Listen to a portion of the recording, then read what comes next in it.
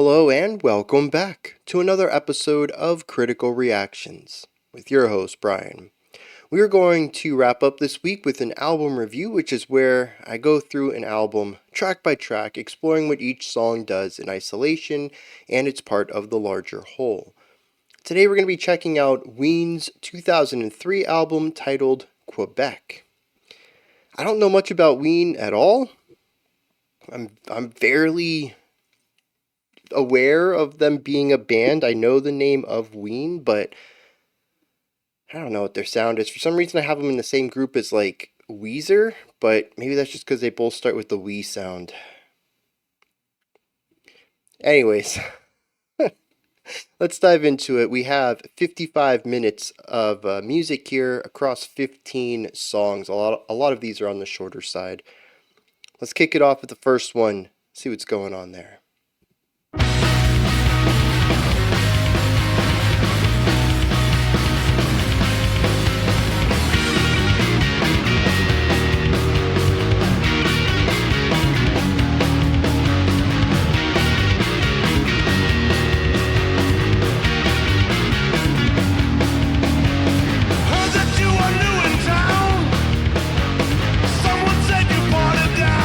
Okay.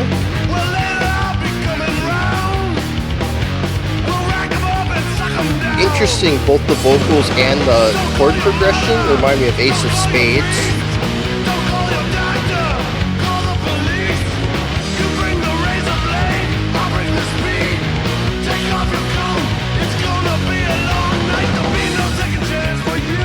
Oh, snap, I've heard that chorus.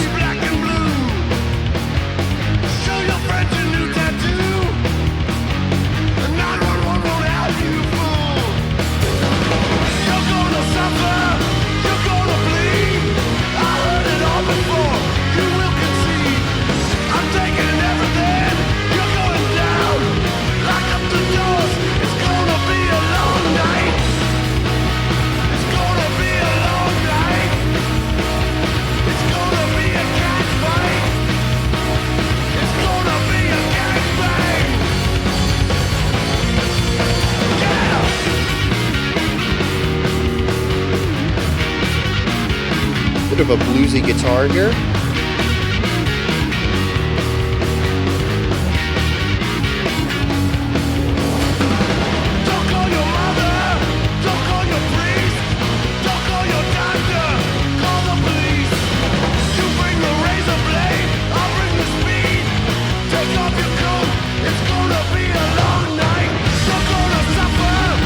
A lot of compression on the outside.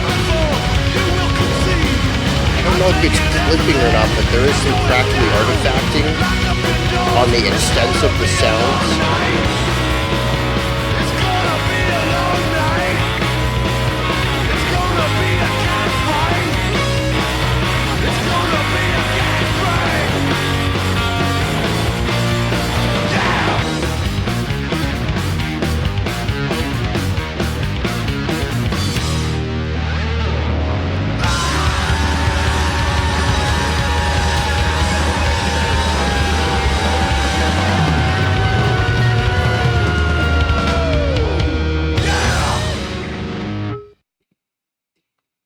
Wow. Okay, so I've heard the chorus before. Or at least like the last two bars of it ring a bell. But I think in my head I had it filed away as a Motorhead song. That probably means that I listened to it without seeing the name of the band. Maybe it was in a film or something. I don't know, the high energy of it, I could see it in like a sports video game too. Like a motocross game or skateboarding or something like that. There's so many, I mean, I played a lot of, like Tony Hawk and BMX stuff growing up. I was exposed to so much music that I never learned the name of the song or who actually made it. And it could have been in something like that too. Yeah, this is wild. Are we gonna get a whole album like this? I don't think I'd be adverse to that. But I don't know how good of an analysis I can provide for a whole album of something like this either. And the reason I say that is because this is rather simple. We have a very slick verse riff. I really liked it. We have a bit of movement to it, and then that do do do do do do do, that really fast, like up and come back down, so we can return back to the faster sort of like bass line area, and then another bar of that, and then we do the little loop to loop again. It has a lot of driving energy. It's very cool. It's very loose. Um, it just feels effortless. Effortlessly cool, I think, is a good way to describe that guitar riff. The bass follows along with it for the most part, though the bass doesn't do the cool looping part, and the drums are just that sort of punky, thrashy, syncopated idea. You got snare on 2 and 4, but it's a ridiculously fast 2 and 4. It's like 1, 2, 3, 4, 1, 2, 3, 4. So the snare is coming at you quite rapidly, even though it's only twice per bar. We have the bass kick dancing around the snare hits. So we have bass sometimes on 1 and 3, but also on the spaces between 1 and 2 and 3 and 4. And sometimes between 2 and 4, or sorry, 2 and 3 and 4 and 1. Basically, any time that the snare isn't playing, we could have a bass kick. And it creates something that's a bit more static at times, having like a snare on 2/4, bass on 1/3, so nka nka nka. But there's also times when they'll put it on the offbeats as well, nka nka nka, kind of creating this rhythmic jaggediness to it. It's very bouncy, it's very dancey, it's very punk, very thrash. I've heard this drum beat hundreds of times. It works every time. There's a reason that it's so overused. It's effective. Like I always say, anything something becomes tropey or cookie cutter or iterative, the reason it got to that point of overuse is because it worked. You don't overuse something that fails. Um, and so that's all excellent, but that's all it too. In the chorus, we go to just chords on the guitar. There's a little bit of melodic movement to it, but we lose that memorable riffiness, and it becomes just this chord element, this harmonic foundation. The vocals really take over in the chorus. Speaking of the vocals, they're very forward. Lots of momentum, lots of direction. They know where they're going. They're getting there fast. There's not a lot of melodic movement to it. Kind of hits a pitch and just like the step above it and the step below it in whatever key they're in. And that's about it. There's not a lot of vocal dexterity. We're not jumping up to like an octave higher. We're not going up runs and coming back down. It's sort of a static vocal delivery. And we do the verse with the lick, and we do the chorus with the chords, and then the verse with the lick, and then the chorus with the chords. We have a bluesy solo that's really just a repeated lick with a little bit of alteration to the end of it, and then we're back to the chorus, and the song's over. There's not a lot to this track. 2 riffs, 1 bass part. As far as I could hear, 1 drum part. Maybe there was some variation to it, but generally speaking, the drummer featured the same concept. It's about drive, intensity, and bounciness. And they captured that for the entirety of the song with, if there was any, very little variation. The vocals were also rather static, as I mentioned. It's a fun track. I dig it. What's it trying to say? I don't know, man. It's bouncy and energetic and driving, lots of intensity, but not overbearing. It doesn't go for like a metal form of intensity where it's trying to be like overbearing. It's not trying to make you tense. It's just intense. It is a fun driving track. It has a lot of energy to it. Although, you know what? Let me circle back to that. I guess it depends on the listener. Because if you listen to doom metal and you enjoy doom metal, maybe you don't find that as intense as I do. Whereas I tend to listen to faster, more upbeat stuff. Post-hardcore, like I've mentioned, it's sort of my home genre. It's an offshoot of punk. This is a very punky song. This is very homey to me in a lot of ways. Very different too, but get closer to my home style than a lot of the stuff we listen to on the channel. And I find this to be normal, calming in a sense, but if you're not used to this type of music, particularly if you just listen to ballads or blues rock or doom metal or something like that, this may be very tense. This may make you very, it may make you start sweating and raise your temperature a little bit. Music has weird effects on us, and maybe just the tempo and consistency of this song is enough to make you feel out of place or anxious. So yeah, let me walk that back. This might be a song that makes you feel tense, but it doesn't make me feel tense. It's just fun and upbeat. But I suppose that doesn't necessarily need to be everyone's experience with it. It is called It's Gonna Be a Long Night, though. That could go in two directions, like a long night of stuff you don't want to do. Having a third shift at work or something like that. It's just like, God, this is going to be a long night. Or it could be that you're going for an all-nighter, going out partying with your buddies, hitting the town. It's going to be a long night, boys. Get ready for it. That kind of idea, right?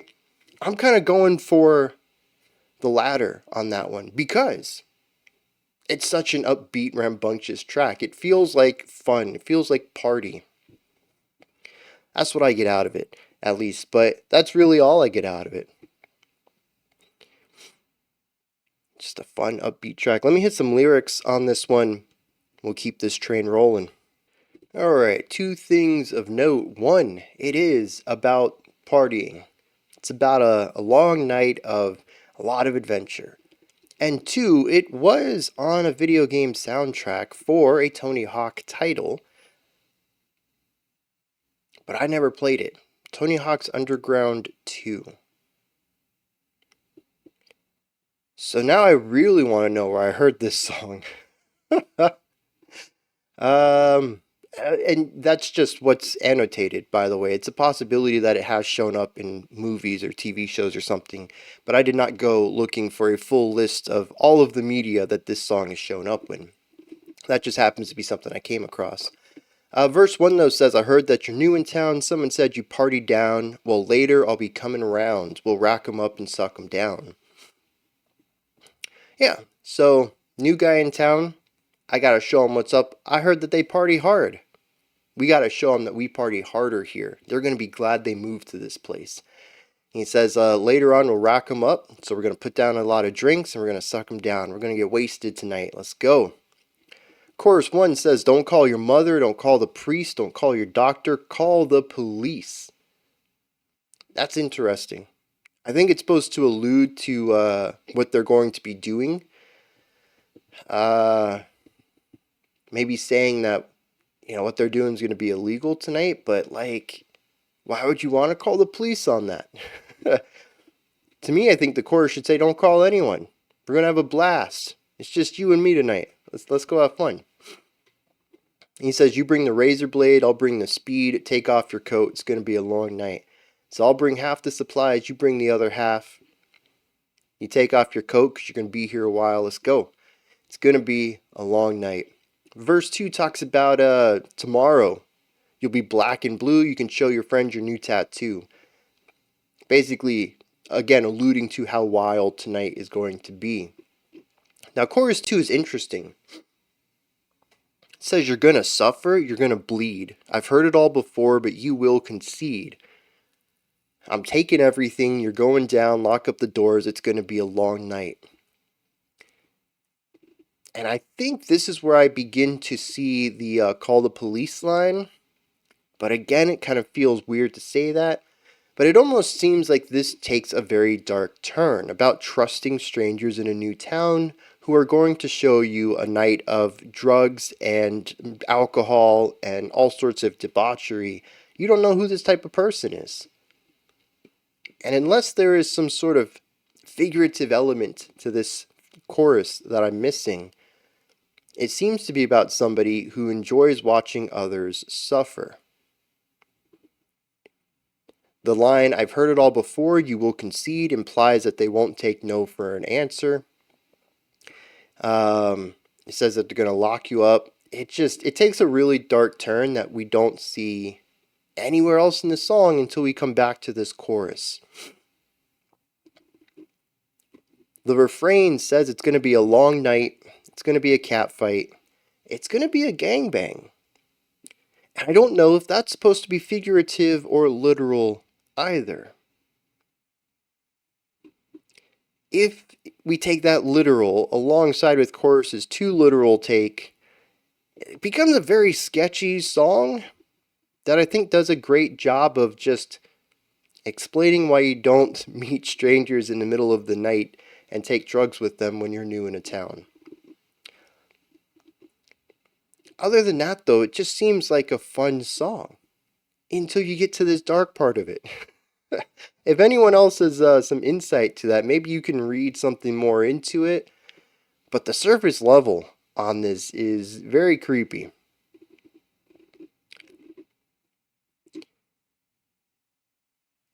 So let's move forward. This is how the album starts. That's not fun. That's a very awkward laugh of mine. I'm a little uncomfortable now that I know I have 14 songs ahead of me, and this is the start of things. The next one's called Zoloft. I'm sure this is going to be great too. Let's dive in.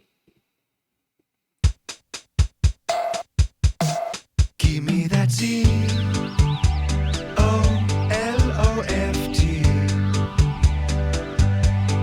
Give me a grip. Where'd the Lemmy impersonator go? Love me. Sucking them down. I'm happy, man. Can feel it inside. I like how there's a positive element to it. It's very light and chill, but the chords are slightly detuned where, it feels awkward. It feels very tense despite the chill atmosphere.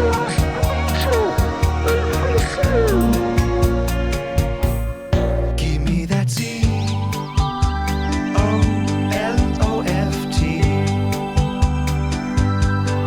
No longer pissed. You don't bother me. I'm making it through. I like the little metal thing over here. I'm giving my all. When bass are loaded, I'm whacking the ball.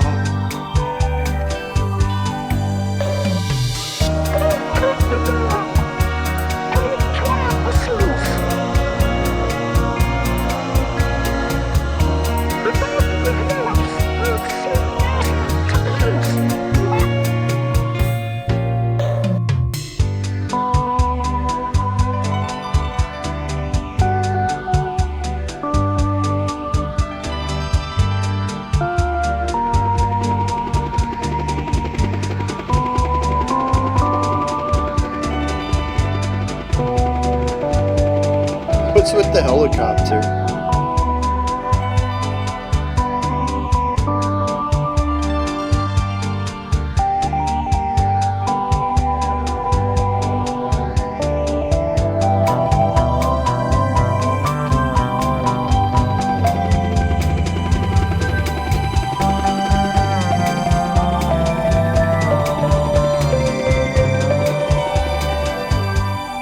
Give me that Zoloft.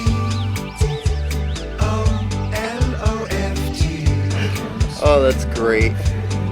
Give me a grip. The second group of vocals here really, Make me love me. it works way too well. Sucking them down. I'm happy, man. Can feel it inside. Making me smile.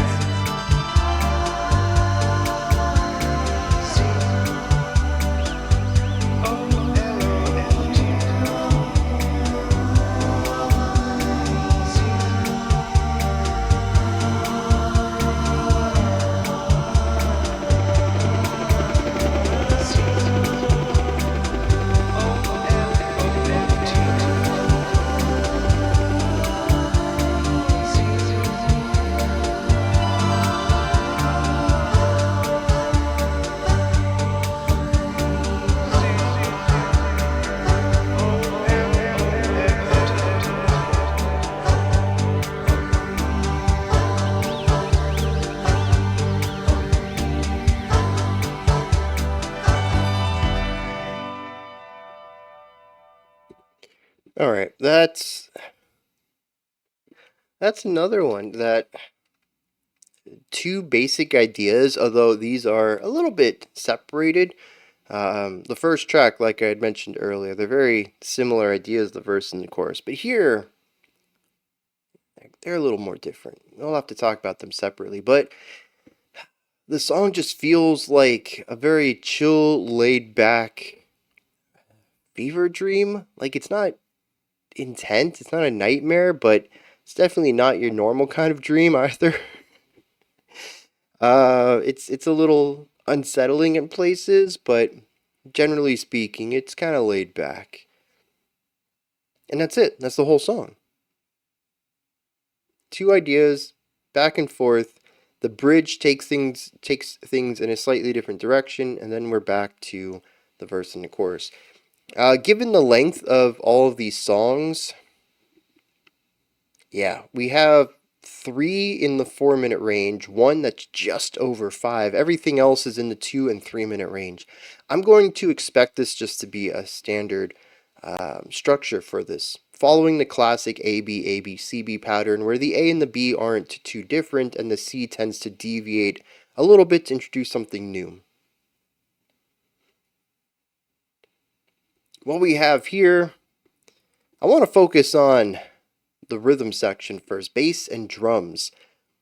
We have a little bit of a rock style inversion of like a bossa nova style. Boom, boom, boom, boom, boom, boom, boom, bika, boom, boom, boom. We don't actually change chords though. We just kind of stick in the one chord, and we have that same bum, bum, bum, bum, bum, that sort of note into the downbeat. Bum, bum, bum, bum, bum. You always emphasize the second in the group. The bass does this all over the place. They move a little bit. I think there's a total of 3 different pitches in each bar, but it always returns back to the middle one, which is where the bar starts. It keeps it on a single bar loop, and we don't ever change these pitches, so we have a static chord going on with what the bass is doing. The drums, this is really important. It's all hi-hat and cross stick on the snare. There's a little bit of bass kick that goes along with the bass guitar, but otherwise we're primarily focusing on these very light sounds. The hi-hat being this and then the cross stick on the snare just being a lighter, almost like a little clapping sound a little bit. You don't get the harsh attack of hitting the drum head of the snare, but you still get a little bit more of an accented hit than you do on the hi-hat. It's all about keeping things small and light. Absolutely the theme of the song. It's all about this feeling of chill and lightness, laid back. You don't want any aggressive sounds coming out of the drums. That sets up a lot of the feeling of this track, and it sits at the core of everything. Every section is based around this drum and bass idea. Outside of that, it's all synth work. There's all sorts of subtle detunings of notes or slurs, basically a really legato sound where you don't ever bop, bop, bop, bop. There's not like a harsh stop between two pitches. It'll be more like ba, ba. You kind of move, slur, or slide into the pitches. It keeps it feeling very loose and light. The whole song is really going for this vibe. And it's all very lush sounding synth work too. There's a lot of layers, all of them coming together to create something very dreamlike. Part of that's on the production side, which I can't talk as much in depth about, but again, coming at it from the compositional side, we have a lot of the softer transitions between pitches. The sounds of the instruments themselves, the timbres, are all very light and airy. We don't have anything that's like full bodied. It just feels very large and imposing. Everything's kind of light and softer to it. A lot of the pitches are on the higher side. We have more of a mid to treble sound on this track. Even the bass kick and the bass guitar, which are on the lower side of pitches, are kind of soft and aren't presented as much in the EQing of the track. It really wants to showcase through as many areas as it can an element of levity. and I think it achieves it rather well. But it's not perfect levity. While the tempo and the sound of everything feels very chill and laid back, when you listen to the harmonics of it, the chords that the synths are playing, you'll find a bit of tension, a bit of darkness in them. It alludes to something bubbling under the surface that isn't quite as happy or relaxed as the song would imply. This is only further embellished in the B part of the song. I don't know if I could call it a chorus because it's not really catchy, it's not really memorable, and I don't know if it's actually repeated in a one-to-one fashion. Oh, you know what though? The Zoloft. So I guess the A section's the chorus because that is catchy and that is the same every time we hit it. So then the song would be chorus, verse, bridge, chorus. That's interesting. A little bit of an inversion while still sticking with the same format. It's noisy though. It's dissonant. I don't know. There's something going on with the vocal production too. It becomes distorted in ways, pitch shifted. It sounds like a broken old school like speak and spell kind of thing, um, and it's just awkward and unsettling and not fun or laid back. And we sort of bleed into this. The transition between the chorus and this verse is kind of blurry on when that happens, but coming out of it, we snap back into that light airiness when he brings back the spelling of Zoloft. I find that to be interesting. I wonder if this is supposed to represent the drug beginning to wear off, but as soon as you take it again, it snaps. It's got real fast activation. Where, through the day it slowly wanes and this feeling of laid back just kind of tumbles down into something more anxious. But then you take your next dose and you're right back up into that chill, laid back vibe. That's the only thing I can get out of it, which makes my read on the bridge just furthering into this element of unsettlingness, really hyper focusing on some sort of anxiety.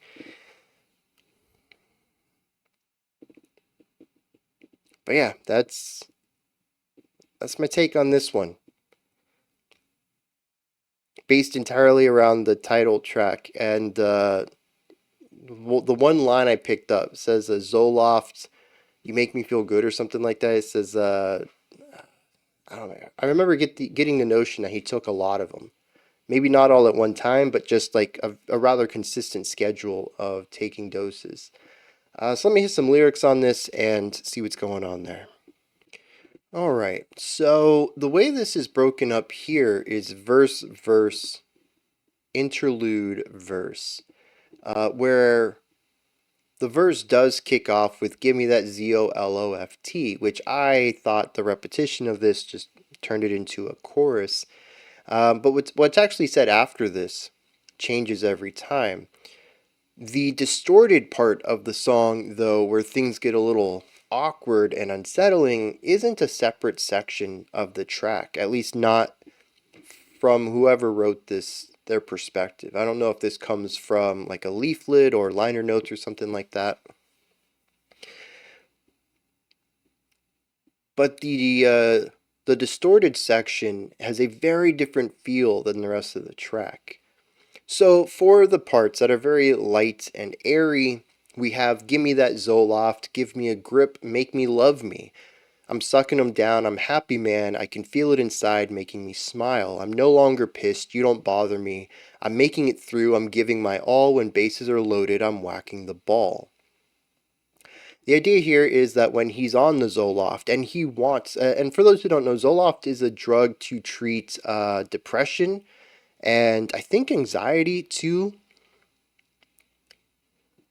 So, anyways, he doesn't say he doesn't say when I'm on Zoloft. He says, "Give me that Zoloft." That's a demand. He's addicted.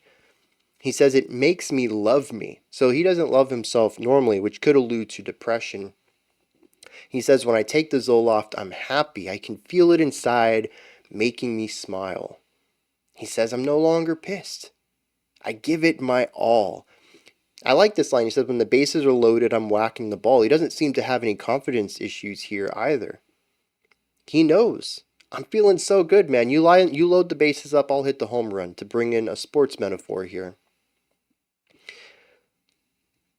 But the other side of this story is the distorted lines. It says, realize that the sky's not made of gold. Don't disguise the nature of your soul. Don't suck the mind, don't drain the source. The path of life's not so easy to course, buddy. So there's a part of his mind that feels that he's losing his identity, that he's becoming someone else and drowning out who he really is, and it's changing the way that the mind perceives the world. At one point, he might even be losing who he is, saying, don't suck the mind, don't drain the source.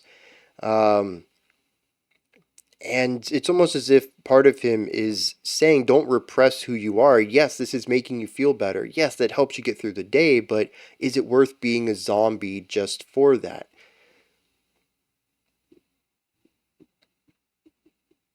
The fact that it's distorted, though, makes it sound like it's being drowned out, that the user can't hear it anymore now that they have now that they've taken their dose of Zoloft.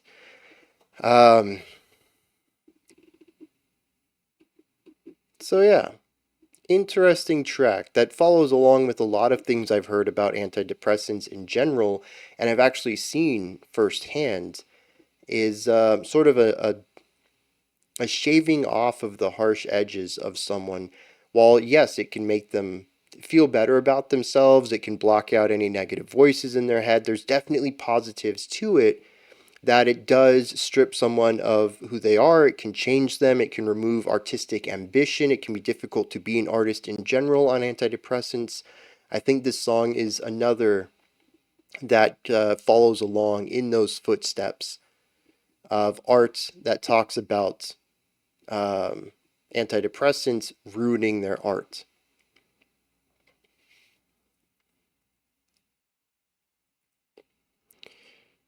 All right. Transdermal Celebration is our next one. Dermal deals with the skin. Transdermal will be a changing of skin. I don't know. Let's find out.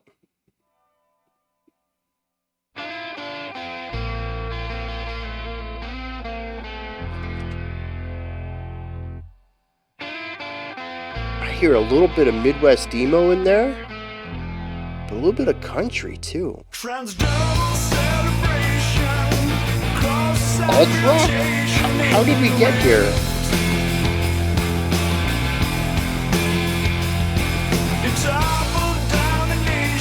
Also, is this guy just like a vocal chameleon? What vocalist is this? I've heard it before too.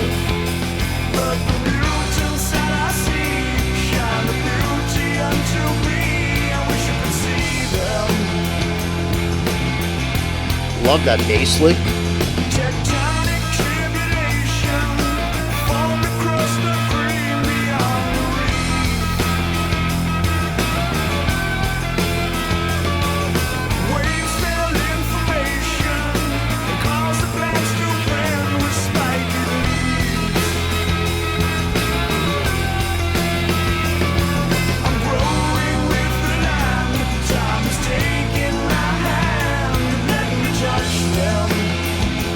Yeah.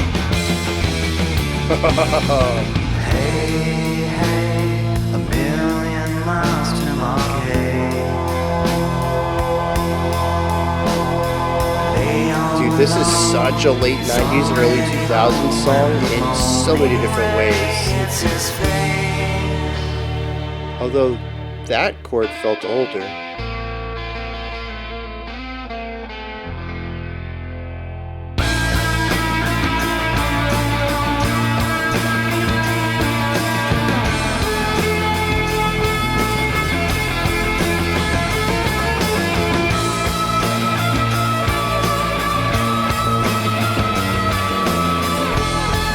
So the solo here is just taking the vocal melody, manipulating it just a little bit.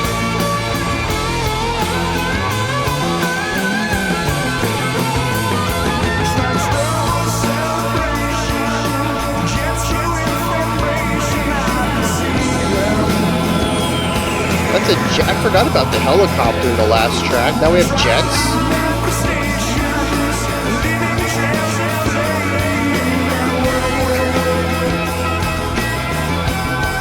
Oh, we got some sort of a tambourine.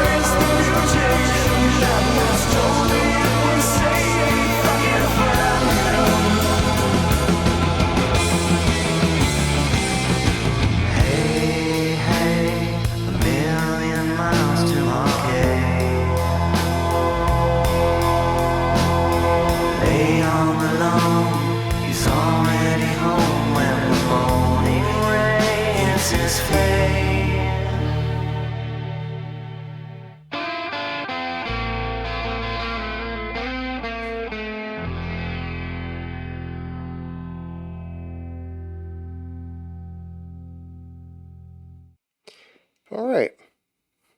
Yeah, fairly straightforward alt rock track right there, especially for the time. I mean, this came out in 03. Yeah, I remembered it was 2000s. Just couldn't remember when in 2000s I had said earlier. But yeah, this feels like an 03 track, 100%. But it also feels very iterative in a way that almost feels like a parody in a sense. And I kind of got that with It's Gonna Be a Long Night, but honestly, I thought that's just who they were. Here we are 3 tracks in though, and I'm like, 3 completely different styles, every single song. Are they just trying to mimic their favorite bands? Their inspirations? Or is this just who they are? Do they just have a lot of influence in them and it just kind of pops through in different ways? I don't know, but at this point, it almost makes you feel like the first track was a Motorhead parody. Or parody might be the wrong word. It feels more sincere than that, but it also feels a bit caricature-y. The same kind of, I get the feeling here as well. They're definitely taking it seriously. I don't think it has a comedic purpose to it, but it is so obviously a 2000s alternative rock track that it almost feels like a caricature of that style, which turns it into parody, but not for comedy's sake. I wouldn't listen to this and laugh about it. I'm really curious what their intentions are then. It feels too serious for parody, but too overdone for serious. This is just music that influenced us. And it's in a really weird middle ground that I don't have words for. I am enjoying the variety on the album, though. Curious where they're going to take this. Because, we've listened to some bands that have a variety of sounds before, and it usually, a few tracks in, 4, 5, 6, that's when you start to realize, oh, not every song is going to be unique. They have their styles that they're going to end up rotating. Is Ween going to be like that? Are we going to get more of the Motorhead style music on this album? Or are we going to see a plethora of single take ideas where we've done 2000s alt rock for track 3, we're not going to do that again, and just 15 tracks of different styles? It's totally possible, man. There's more than 15 genres out there, just by a small margin. It would not be or impossible to do 15 different songs on an album. I'm just curious if they're going to go that route. About this song, though, it kicks off interestingly with a bit of a Midwest emo vibe. There's a lot of wistfulness and longing in the opening riff, but it ends on a chord that feels very country to me. It brings in a little bit more blues on top of that Midwest emo vibe that kicks it off, and that's all we hear of that. We discard that. We will come back to that to end the song, but that feeling is gone. After that, we enter into a very I don't know. Who sings was that Foo Fighters? They sing a Hero. There Goes My Hero. That's what I get out of this intro, though. The verse feels very much like that. It has a lot of positivity to it, but it has a bit of that rocky edge. It isn't hard rock. It certainly isn't metal, but it isn't as soft as the intro was either. Bit of forward momentum despite having a slower tempo, and the vocals have that extra bit of reverb on it that we saw a ton of towards the end of the 90s and the start of the 2000s that was just very prevalent at the time, showcased here that we haven't seen on the other two tracks. Again, it's just so clear cut where the influence was on this track. This, though, more positivity, more hopefulness than wistfulness. Very interesting jump to make from the intro to this verse. Now, this verse is primarily chords. The drums give us a nice solid beat in the background. The bass is a moving idea, though, following along with the chord progression, but working with single note, quarter note movement in order to shape out the chords rather than just play the pedal tone. Huge fan of that. Very much a jazz inspiration from there, but turning it into more of a rock format of that style. The chorus doesn't really change much of this. Once again, the drums, steady beat in the background, the guitars are playing chords, and the bass is walking. Once again, we follow this same pattern of verse, chorus, not a lot of changes, but enough to differentiate them. The vocals here are memorable, though. I don't know if that's because I'm attributing them to a style that, a song specifically that I find very memorable, or if they are actually memorable. I suppose that'll take a couple listens and see if it gets stuck in my head. I think at the moment the chord progression is really the only thing stuck in my head. Something about it. I bet we could find this chord progression in dozens of songs if we went and looked for it. It just feels so familiar.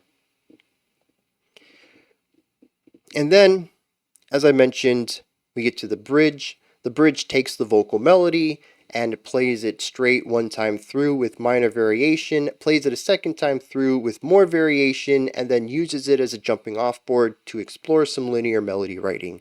This is the first time this has happened. Each of the other two times when we hit the bridge, there was an instrumental break, but the instruments were mostly focused on loops. And we started to see that here as well, and I honestly thought that's how the whole thing was going to work. And then it didn't. We had a deviation, and the guitarist decided to just play something fresh and new. I enjoyed that. This was interesting, though, because it paired much of the hopefulness of the song with that wistfulness of the beginning. And we got to see finally where the two sides merge. This then took us to the final chorus, bringing back the Midwest emo country lick that started the song off to wrap the song up. We did have some new ideas in here, though. The jet? I'm really curious about that because it reminded me of the helicopter from Zoloft.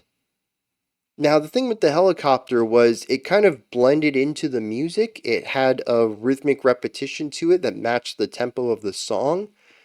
And for a second, I thought it was just percussion until I came to the conclusion it wasn't. But here, this is just background noise. I'm curious if there's something going on in the lyrics that would lean into this for some reason. Why throw this sound in here? But it's a moment of deviation.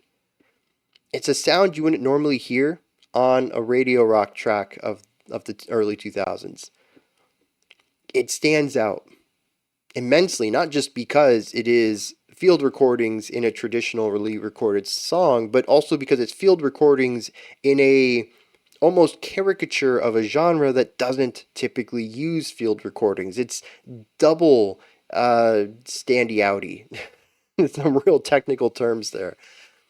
It draws a lot of attention to itself, which is what I'm saying. And I'm just wondering why. I think that's about it for this one. Anything else I wanted to bring up? There was another instrument, like a metal sounding thing that was going on at the beginning. Also heard a tambourine. I don't think it was being played by hand though. My guess is it was probably on the hi-hat. And so every time he hit the pedal for the hi-hat, it would move the tambourine up and down and shake it. Because I think we had opening and closing hi-hat at that moment. I gotta go back and listen. It didn't sound hand played though. It sounded like it was being suspended. Um, in air, suspended in air. So yeah, cool little additions there. 3 songs in, 3 different styles. Let's see what's going on with the lyrics. Shout out to the annotators on genius.com for this one because it's a bit deeper than I would have picked up on. So I was a little wrong about transdermal. This is when a drug or medicine is applied through the skin.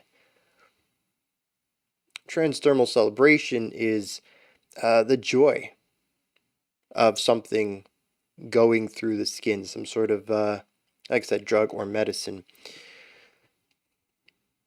The verse 1 kicks off Transdermal celebration caused a slight mutation in the rift. It toppled down a nation and left the people running for the hills.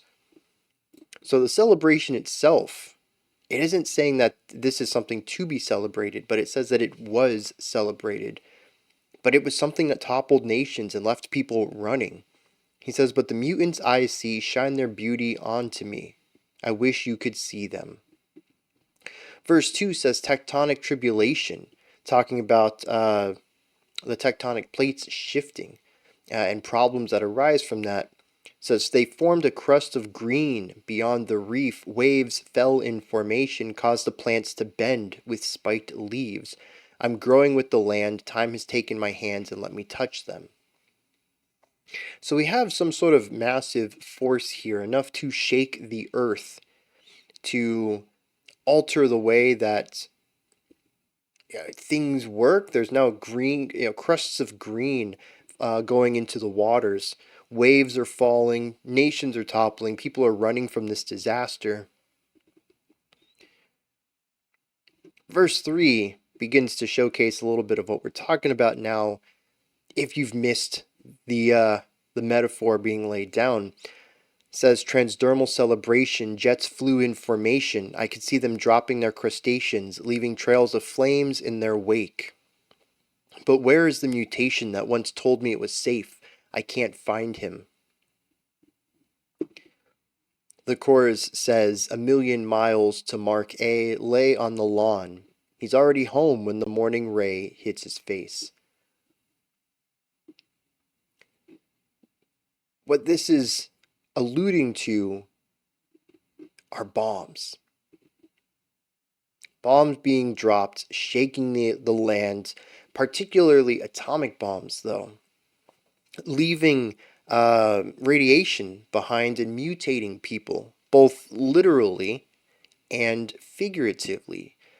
How massive events like this, destroying entire cities and toppling nations, how that might affect people mentally. There is a mutation that happens through all of this.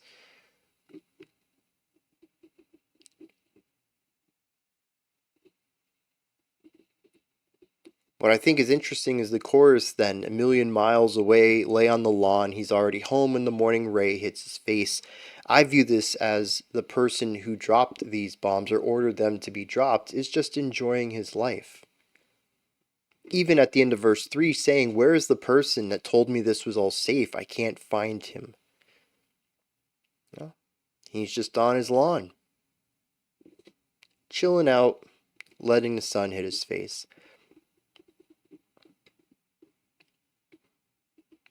This is interesting because Zoloft has a message to it. It's going to be a long night.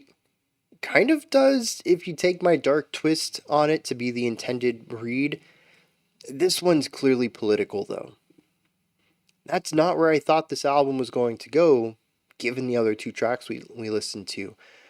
I'm curious how much of this is going to be a more social commentary or political commentary angle, and how much of it's just going to be some songs. Not to group Zoloft into some songs, like I said, it still has something to say, but it isn't quite on the same level as something like this, which I think is rather hard hitting and punches way above its weight class. Um, I was quite surprised. Like I said, on the surface, I didn't catch most of this. There is a ton of annotation for this track, though, and many of the lines have some sort of notes written about them. There's depth here, and that's not something I expected given what we had heard so far. Even musically, I would not expect this to be a deep album. So let's keep this rolling. Track 4 is called "Among His Tribe."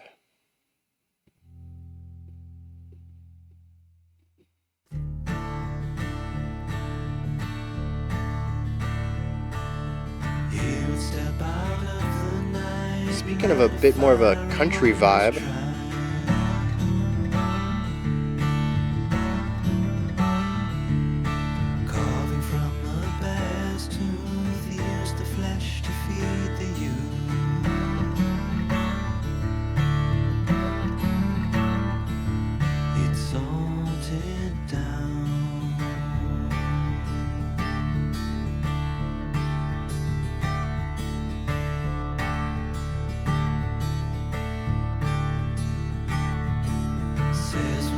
just hovering on that chord.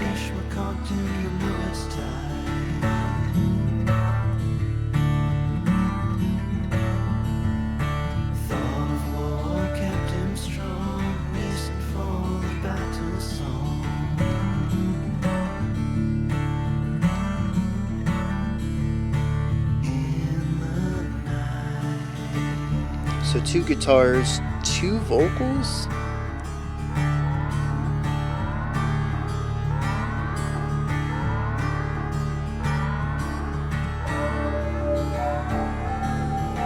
Like a warning alarm? The synth is kind of eerie too, though.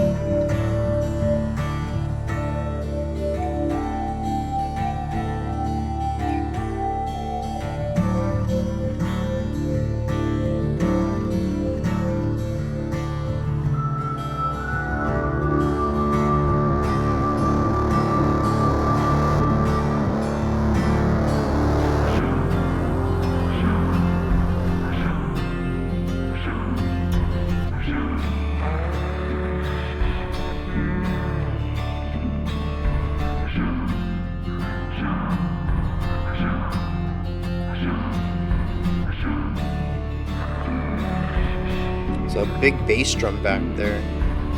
If not one done through production of a drum kit, my guess would be a orchestral bass drum.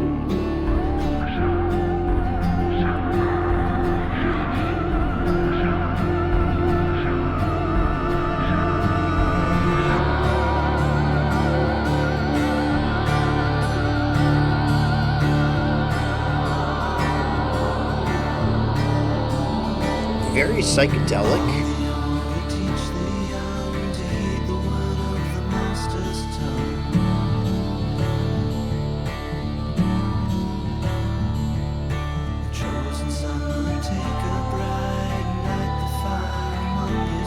I like the marimba there. It's not a marimba, what is that? It's gone. Whistling though. There's small details all throughout this.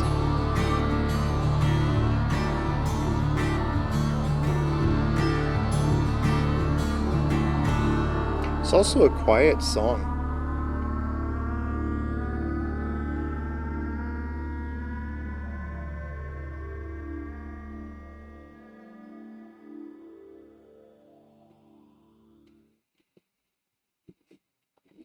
Yeah, so we start off with the acoustic guitars, kind of a country feel.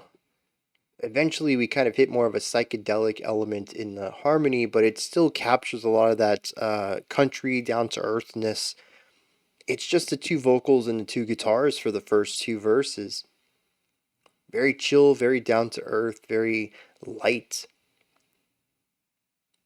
But then I don't know, the flashbacks start happening.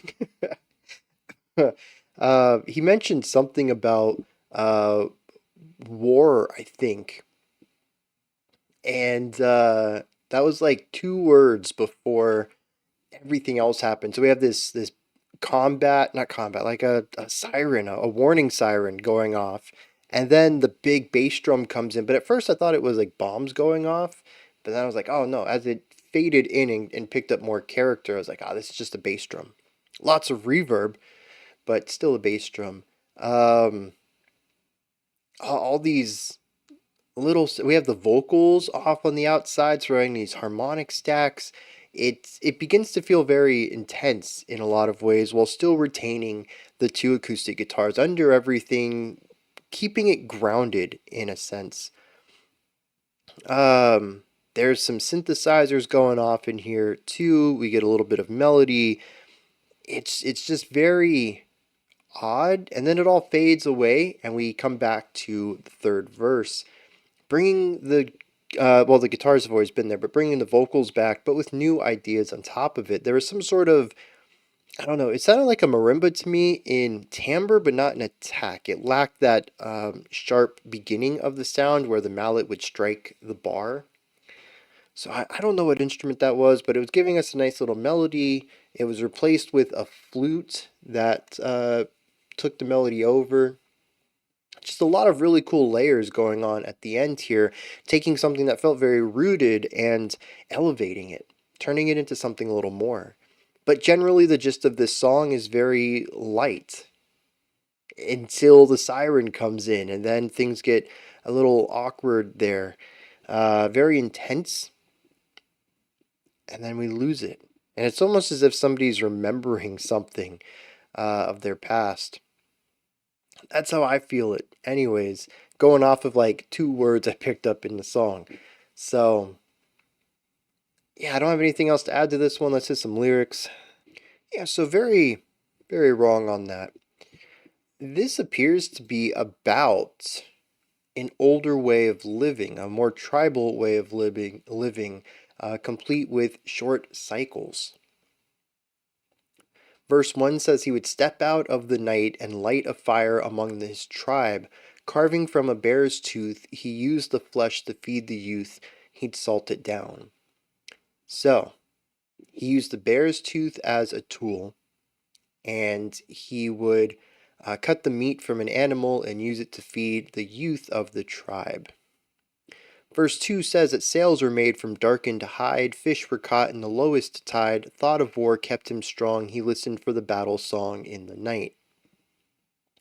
So this is about just being a strong warrior, a hunter in your tribe that's also prepared to defend the tribe. He fishes, he hunts, he builds even, makes sails out of the hide of an animal, presumably the one he used to feed the children in verse 1.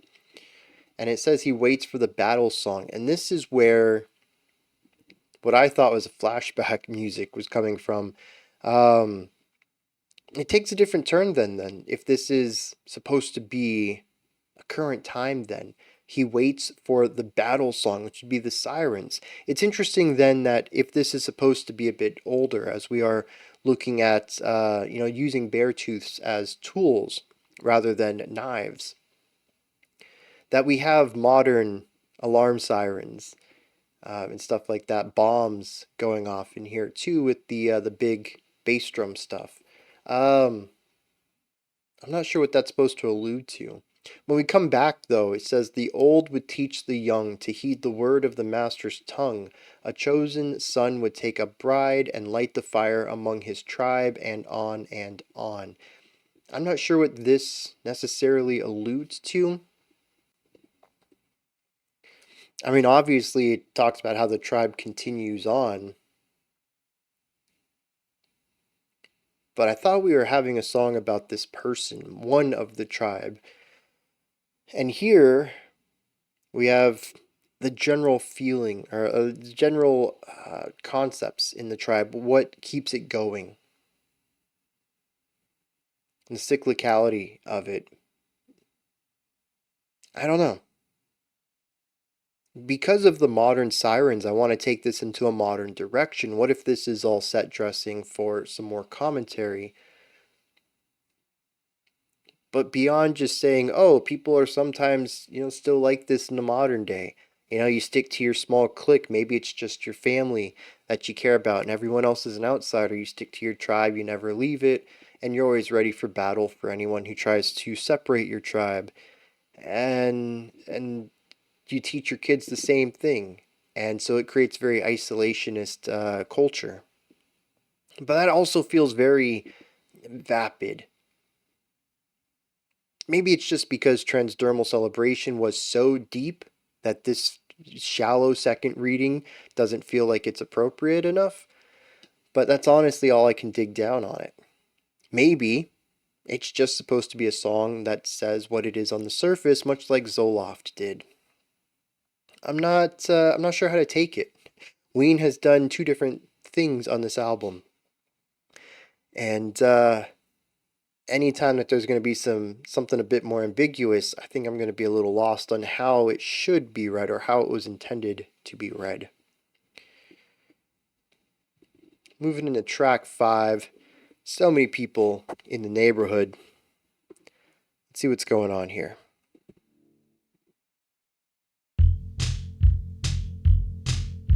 So many people in the neighborhood. So many people in the neighborhood. So many people in the Oh, neighborhood. jeez. I don't know if they're very good people.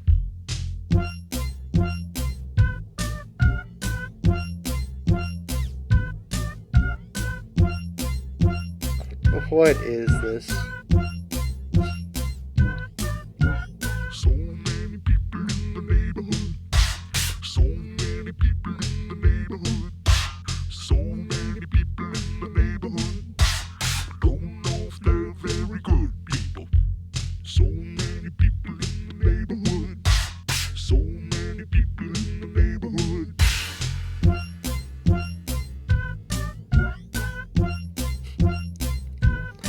It's so simple that it borders on amateurish.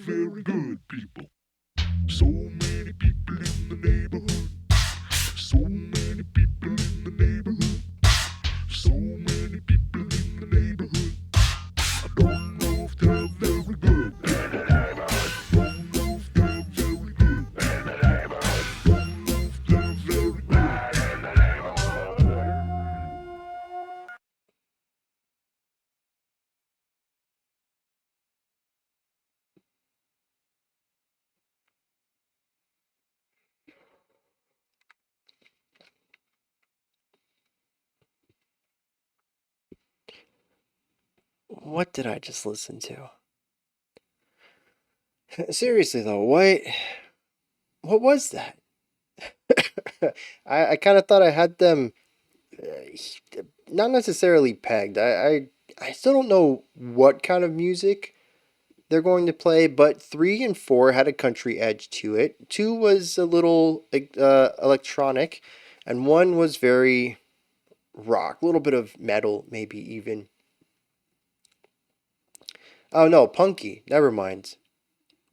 A little thrashy metal, but kind of punky too. Um, I'm kind of punk rock, uh, country. That's kind of where there's a lot of subgenres they can explore in that, but that's sort of the pocket I'm expecting. Zoloft seems to be more of an outlier at this point, and then this comes in. Experimental noise electronica. That's probably not the right genre. Y'all let me know in the comments. What is this though?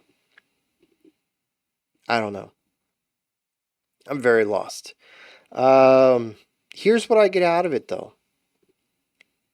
The A section, the so many people in the neighborhood part.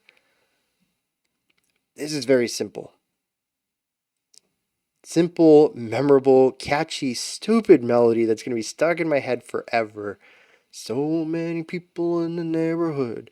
Like, it's one of those dumb, catchy things that's just so infectious, even though it's not something really enjoyable.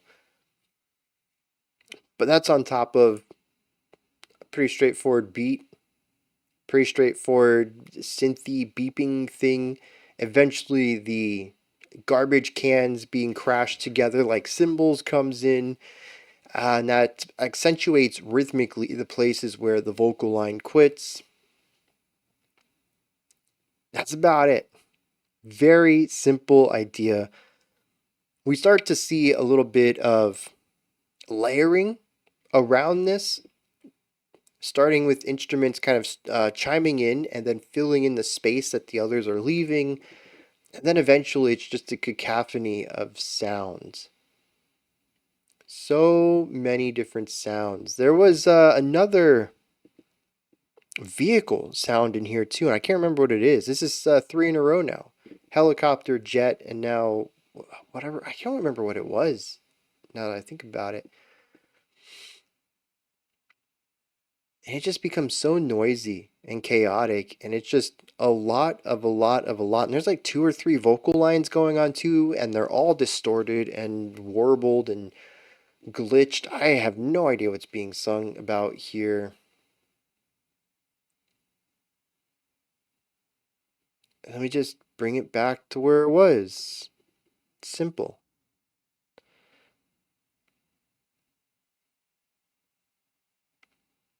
I don't know. Let me hit some lyrics. Yeah, I'm not too sure about this one lyrically either. The chorus. So many people in the neighborhood, I don't know if they're very good people. Just saying that there's a lot of people in here, and I don't know them. So are they really good? In this neighborhood, in this subdivision, whatever. I wonder if this is supposed to be, I'm going to try to give this the benefit of the doubt here. I wonder if this is supposed to be from the perspective of an angry introvert, going off of where we just came from with Among His Tribe and my possible read that it is about tribalism as a cultural identity, where you really only care about your close friends, your family, and everyone else is an enemy to that. This could be seen, or this could be a way of seeing how these people view everyone outside of their small little tribe. There's a lot of people out there. Your neighborhood could have thousands, tens, hundreds of thousands of people in it. How do you know if they're good? Honestly, you can just go talk to them. Yeah? Go introduce yourself. It's probably not that bad. Most people are pretty good. But he says, I don't know if they're very good, and leaves it at that. Which takes us to the verse, which I'm a little confused about. Half of it says, how's about a piece of pie? Ding dong, Ding dong.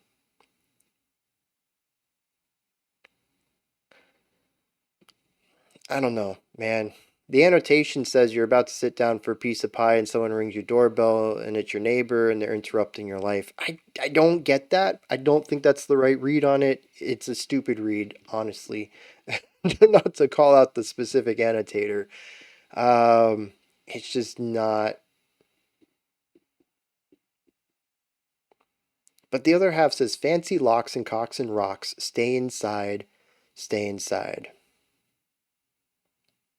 So is this an allusion towards people who dress pretty and drugs and sex and all of this being something that you fear, like society in general, right? How society is changing in ways, and so you'll stay inside and avoid it instead.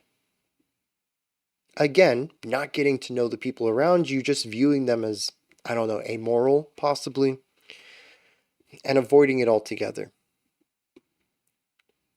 We do have the phrase ding dong stated 12 times in a row, which does help or it does support the idea that maybe this is someone ringing your door that you don't want to talk to. The thing about the piece of pie, though, I'm still just, I don't know, does not work for me in any way. But I do feel like this is about a recluse. Someone who refuses to engage with society and is actively upset that society tries to engage with it. And because it doesn't try to understand anyone else other than themselves or maybe their own tribe, they view everything else as amoral, as for some reason to avoid it.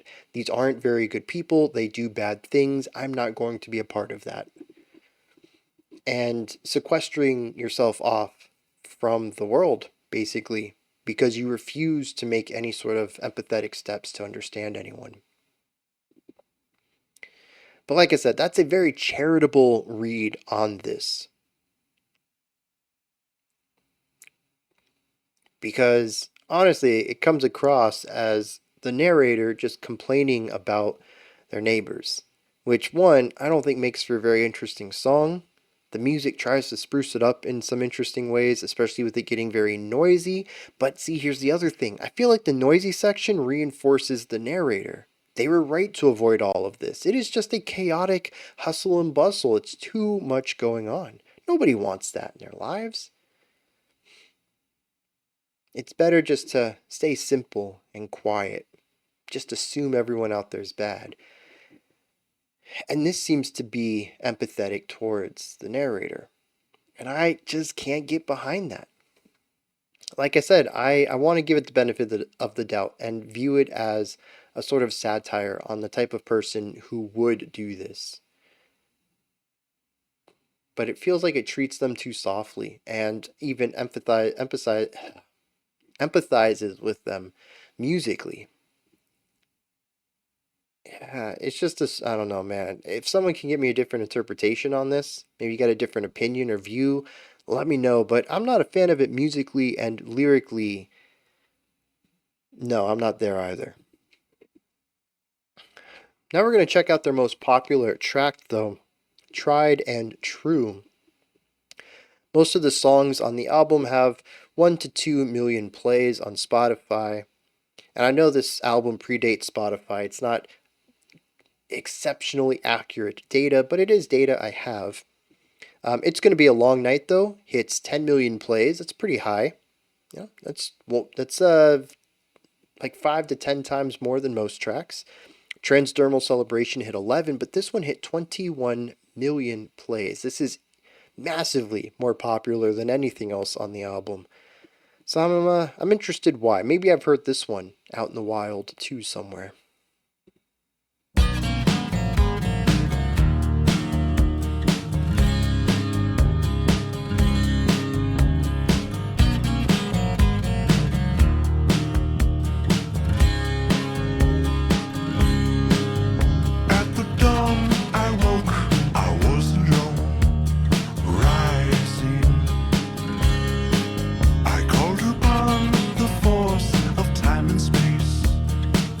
Catchy little guitar lick. Interesting And vocals as she too. came to me, I fell back down, realizing, oh, that it's cool for you to love me now. I'm everything, everything 'cause tried and true. I see the light in you. How can you dig in my soul? Could you smell my whole life? You bent the edge, eclipsed and turned around, aligning. And though the dark spark rays of violet light, blinding, I went about the job of sowing thoughts and feelings. Or somewhere good, some bad, I felt the cries of healing. 'Cause tried and true, I see the light in you. Oh, can you dig in my soul? That synth in the background really reminds me of something like The Cure. Rise, my dawn. You've been awake too long. Let me rest in time while I blow your mind.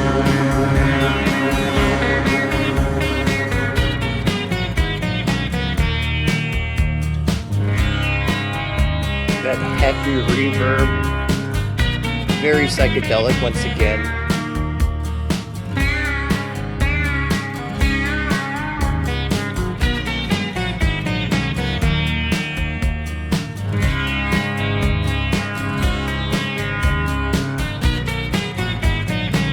So our instrumental bridge though is just going to be the verse line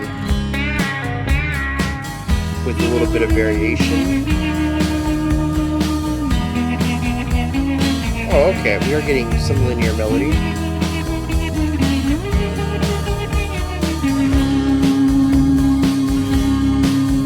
At the dawn, I woke, I was alone. Rising, I catch it. I called upon the force of time and space. Calling, see them. And as she came to me, I fell back down, realizing creation. Oh, that it's good for you to love me now. I'm everything, I am everything 'cause tried and true. I see the light in you. Can you dig in my soul? Could you smell my whole life?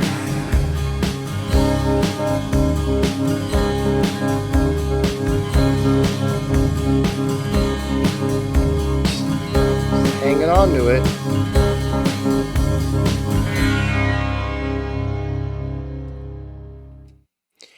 All right. Another pretty straightforward track here, but I like the subtle evolution of it. You know, we start off with the do do do do do do do do brum brum. It's catchy. It's a good riff.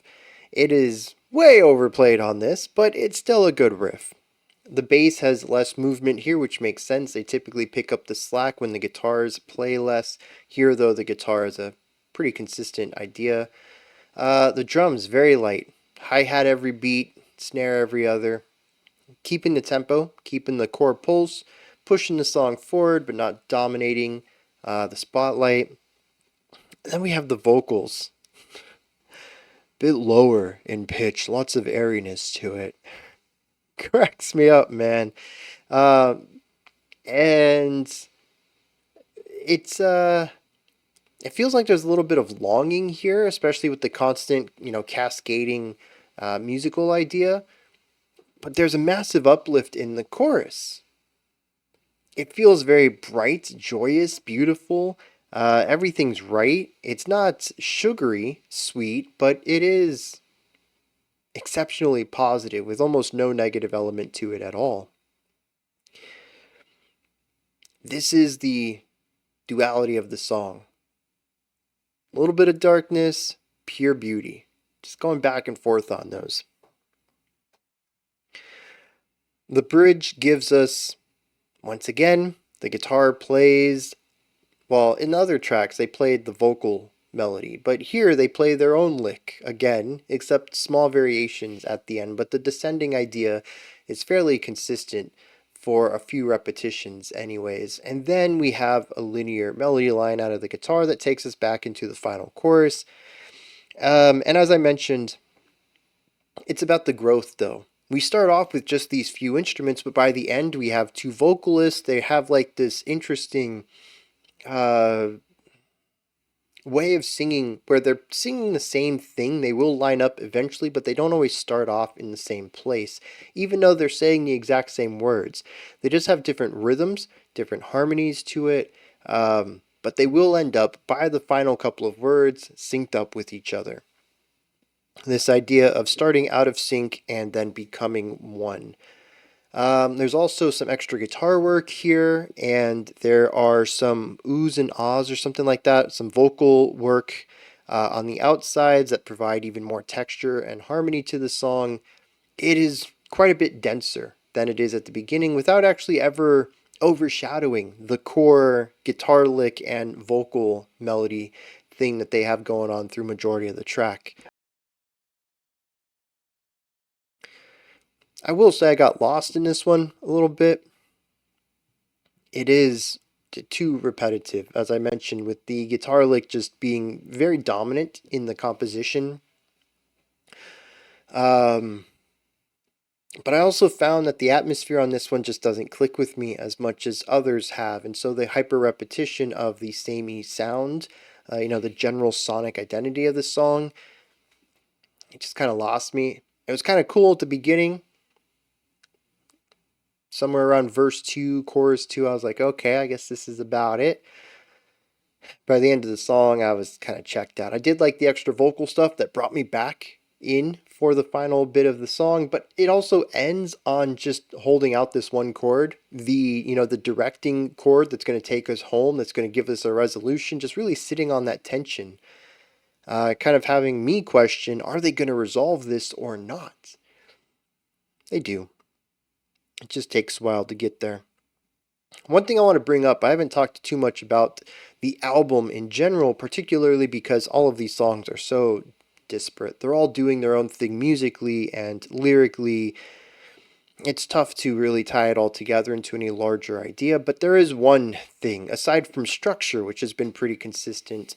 The other thing is vocals. Vocal variety in particular, but I think the term I really want to use is vocal chameleon.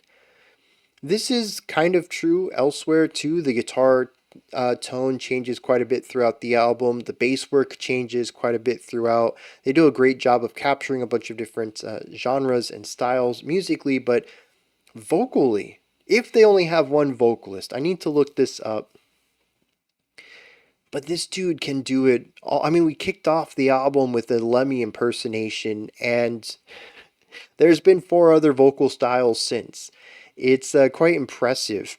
The some of it's probably going to be production too. I think it was Transdermal Celebration that had a bit more of the. Oh no, that was the that was the 2000s rock one, and that certainly felt. I mean, it had the extra bit of reverb I expect, but it was a different kind of reverb than the one in here too. A little softer here, but more pronounced in ways, giving it a psychedelic feel rather than a big bolsterous sound, which we saw in Transdermal Celebration. So there's production tricks going on, emulating the vocal production of a style at a specific time, sure, but that's only going to take you so far. I mean, the other 60% of this is the vocalist just adding the grit to his voice for It's Gonna Be a Long Night, or pitch shifting himself, physically bringing that pitch down for Tried and True, and, everything.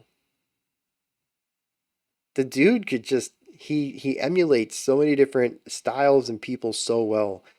And it continues to impress me how each of these songs can be so drastically different and yet still sound so familiar. Speaking about familiarity, though, I do not recognize this track for it being the most popular on the album.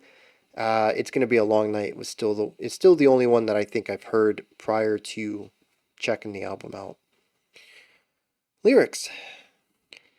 All right.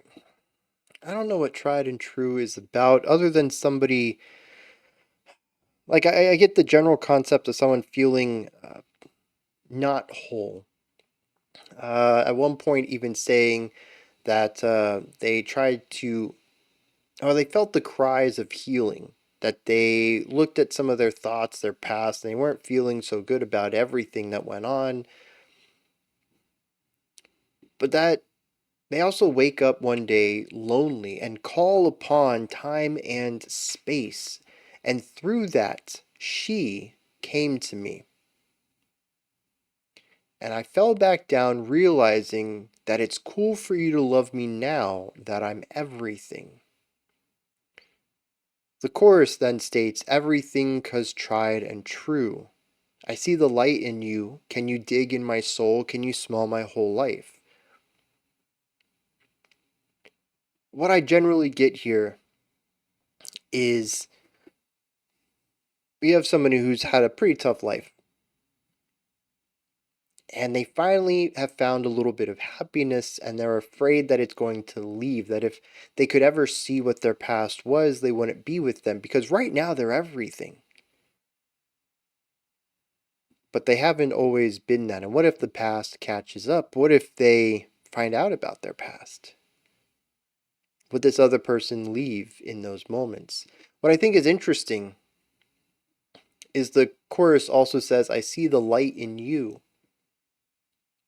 Not not having self-awareness to recognize that the other person might be everything right now, but also might have a troubled life and took a lot of work to get to this place, just like the narrator did. That seems to be the whole read on the story, though, and it does present a bit of a flawed narration there. Not a flawed character. They feel everyone around them is perfect, but it took them a long time to get to where they are, not realizing that most people also go through that same path. But they're very self-conscious, and that's seems to be the main thing here, and I find it difficult to bring that back to the music in any way. The little bit of darkness in the verse, I suppose, makes a bit of sense, but the chorus is dark. There's a lack of confidence, and there's a real fear there. Musically, that fear I don't think is presented. It also makes me wonder about the repetition at the end. Is that supposed to imply that maybe this relationship doesn't work out? But it does resolve. It just takes some time to get there. I don't know. I feel like it's really trying to say something and just misses the mark.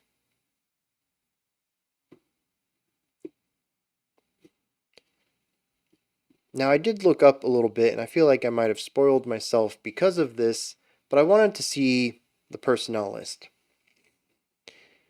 There's kind of two. There's a lot of people on this. There's 7 people who do stuff on this album. We have 2 drummers. Sim Kane drums on track 1. Josh Freese drums on several of the other tracks. We have Dave on bass and vocals for track 10 only. We have Glenn on organs for tracks 1 and 15, piano for tracks 14 and 15, accordion on 15, keyboard on 3, 10, 14. He's our keys player. Whenever there is a keyboard, well, sometimes when there's a keyboard, he shows up. Then there's Andrew, who does synthesizer on a couple of tracks, percussion for track 2, strings on a couple of tracks, drums on track 6. We actually have 3 drummers here then. And keyboard on a few tracks, as well as the fretless bass on track 2. They're all very specific. So we have 2 main people, though, that show up on every track. Gene Ween and Dean Ween. They're the Ween brothers. I don't know, man. Is that their real names? Um, oh, Andrew, though, the synth player, and strings and keyboard, also produced and arranged and mixed this. Okay. But anyways, Gene and Dean, they do the vocals on every track. However, Gene is the vocalist for everything except track one. So Dean gave us the Lemmy inspired vocals, which is one, interesting, but two, even though Gene doesn't do that, Gene still is a chameleon on every other track. The farthest reaching shift, though, wasn't him. Now, they also mix up bass duty as well. Despite having a bassist who shows up for track 10 and having bass played by Andrew for track 2, Gene and Dean also play bass on a bunch of different tracks. Basically, everything else is one of those two. They both play keyboard. They both play acoustic guitar. They both play. Nope. Dean plays electric guitar on every track. Gene plays synthesizer on track 4. There's also a drum machine for track 5, which was so many people in the neighborhood. That makes sense. Interestingly, tracks 3 and 6, remember I mentioned they were a bit more psychedelic. I was actually going to bring this up, but I didn't know that this instrument existed. Both of these tracks had an electric sitar. Now, in hindsight, that makes sense, but I had never seen an electric one. I've only ever seen acoustic ones, and they didn't sound acoustic despite carrying some of the same timbre. So I didn't bring it up. But certainly, in the more psychedelic part of Tried and True, so the bridge to that, but also the bridge to Transdermal Celebration, I heard a sitar-like instrument. So that's interesting. But between Gene and Dean, they do pretty much everything for all of the tracks, and then they have basically 5 session musicians. Except for Josh, he does the drums for like half the album. But most of the people only show up on a couple of tracks each, and that's very interesting. You don't see that too often in rock.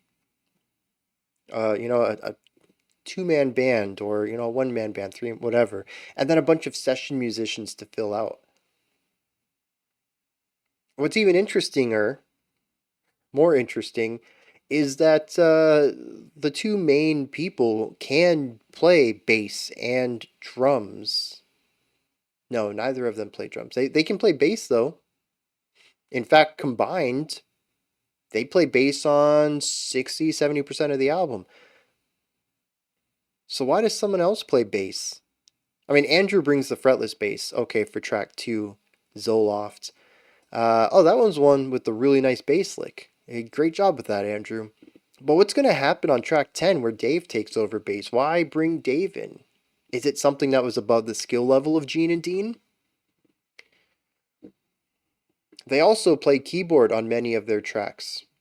And yet Glenn still comes in and provides additional keyboard and organ and piano playing. Is it that the skill level that they wanted was above their own skills? That's why they bring them in? I don't know. I'm very curious about it. I mean, I like the idea of session musicians in a rock band. I think that's a brilliant idea that just doesn't get done enough. Um, and if the reason is for skills, I'm 100% on board with that too. Write music above your skill level. If you can't meet that, find someone else to play it. There's I think pride takes up too much space in rock and metal where you can only play what you wrote, or you have to be able to play what you wrote. But I'd like to see more metal and rock composers. Make something interesting and hand it off to a band. Have a band that you write for. It's just something you don't see too often. And it's sort of like the cousin of this concept of bringing guest musicians in. Um, but yeah, lots of interesting personnel stuff going on here. But still, Gene's vocals just blows my mind. All right, track 7. Happy Colored Marbles. What makes you think this one is about prescription drugs as well? Most people are not okay, but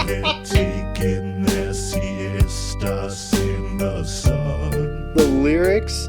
The marimba, I think. No, that's not, that's a glockenspiel. The vocals.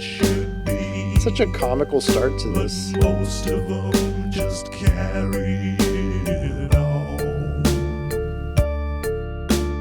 Happy colored marbles that are rolling in my head. I put them back in the jacket of the one I love. This has a lot in common with Zoloft.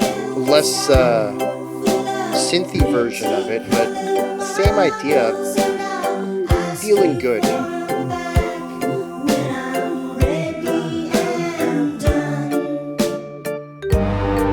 Most people are not okay, and they're slacking 'cause the job ain't done.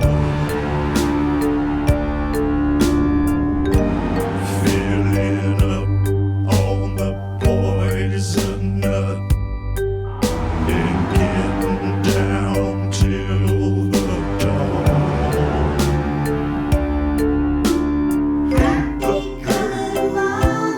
Oh, but the lower vocals are sticking around this time.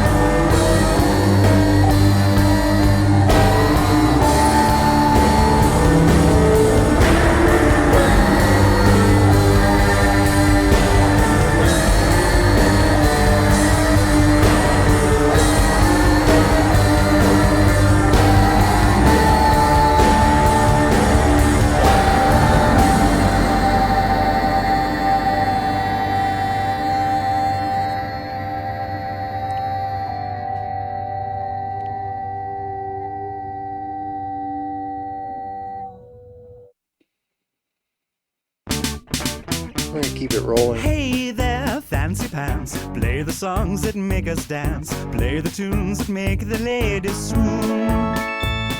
A song for all the lonely hearts, shattered dreams and broken parts. Feels like It's a very sunny fun days song. are coming soon. Great vocals for it, too. Buttercup, spin the wheel and try your luck. The spotlight shining bright tonight on you. Bring along your lady friend. Do a dance from way back when. Tonight's the night when all your dreams come true. Do-do-do-do-do-do.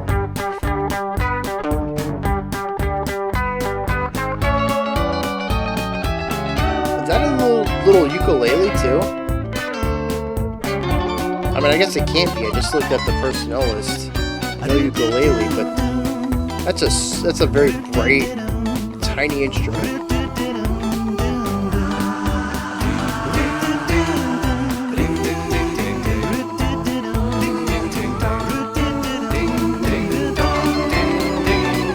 Hey there, sour grapes, down in the dumps, long in the face, drinking down your dinner all alone.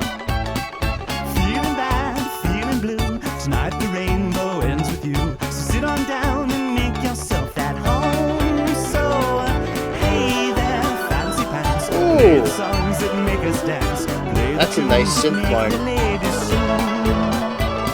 A song for all the lonely hearts, shattered dreams and broken parts. Feels like sunny days are coming soon.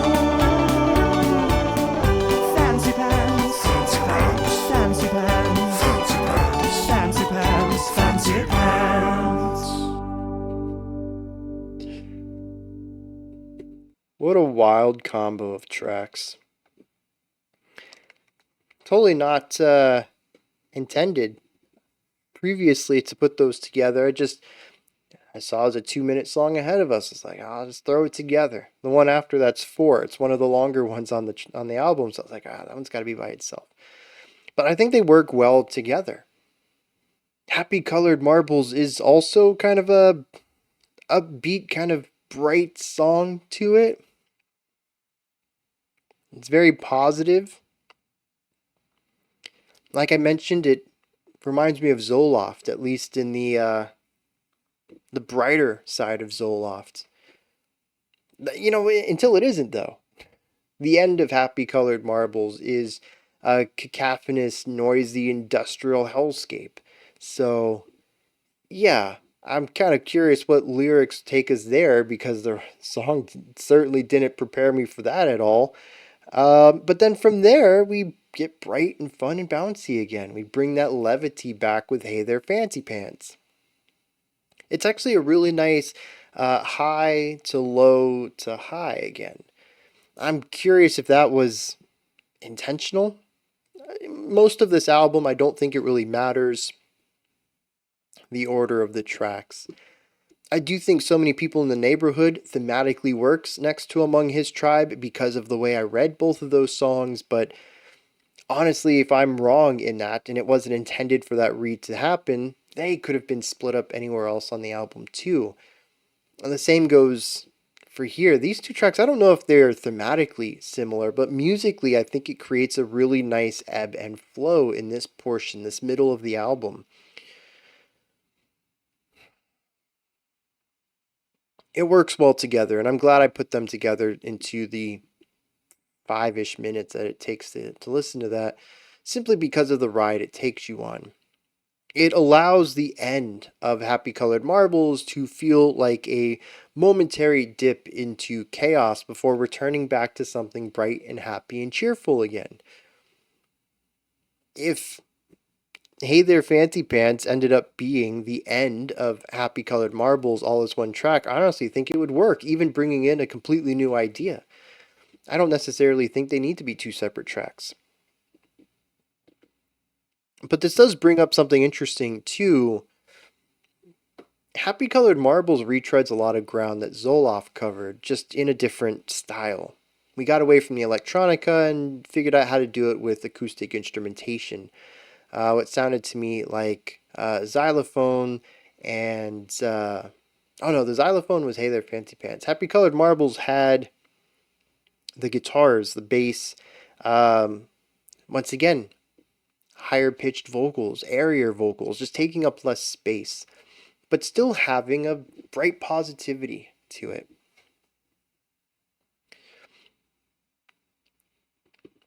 There's a little bit of darkness, just like Zoloft had. Zoloft? Yeah, Zoloft. I don't know why that sounded weird to say. Throw the T at the end. And that's it. Like most of their songs, verse and chorus are fairly similar. It's just after that second chorus, man. But uh, I'm curious what the song's going to be about. Because if it is another song about prescription drugs that also happens to have a laid back, positive vibe with a little bit of darkness to it, that's two on the same track. Or it's two on the same album. Not saying you can't do that, but I don't know. Maybe I am saying you shouldn't do that. It really depends, though, on the audience. I'm curious how many people are getting to a point in here where they're kind of checking out a little bit. I'm not going to say that I'm done with the album at this point. I think even in a casual listen, I'd probably still finish it just to see what's ahead, particularly because it does go by pretty quickly. All the songs are fairly short, and once you get into them, they're already over. So it wouldn't really feel like it's that too much of a 20 minutes ahead of us. Sometimes 20 minutes can feel like an hour. Not in this case. But I am starting to lose the novelty of the band a little bit. And I think a song like Happy Color Marbles treading so much same ground as Zoloft is reminding me, yeah, this isn't really working for you, is it?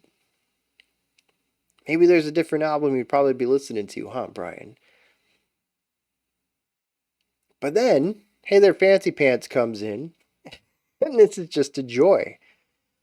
I wouldn't say that this is a particularly strong song. I think they do a great job at capturing this almost, like 80s, 70s, children's television production thing. It reminds me of, what was that, what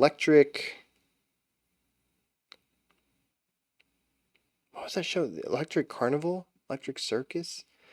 They sang the counting song 1, 2, 3, 4, 5, 6, 7, 8, 9, 10, 11, 12. And it captures a lot of that fun, fresh vibe that I associate with like big, comfy couch too. The xylophone does a lot to capture that feeling, but also the bounciness of the song, like the big bounciness. It isn't just like a nice groove. It's like it makes you want to have these really big bouncing steps when you move your body to it. And that's just very circus like to me, very carnival, very kids or not even cartoon, just kids programming in general. Classic kids programming. It it's interesting to place here on the album, and it did something fresh. The 2 minutes I think works in its favor. It definitely begins to overstay its welcome and dips out about the time I probably would have suggested for them to do it. Um, but it is something that catches my attention. Hey, dude, this is different. This is new. This is fresh. Where are they taking this? Where's the darkness in this one? I think that's something they've been pretty consistent about on this album is duality to everything. Presenting a surface level read and injecting some darkness underneath that if you want to dig a little bit. Or sometimes not dig a little bit. I think a song like Zoloft is pretty clear about the darkness existing within the song.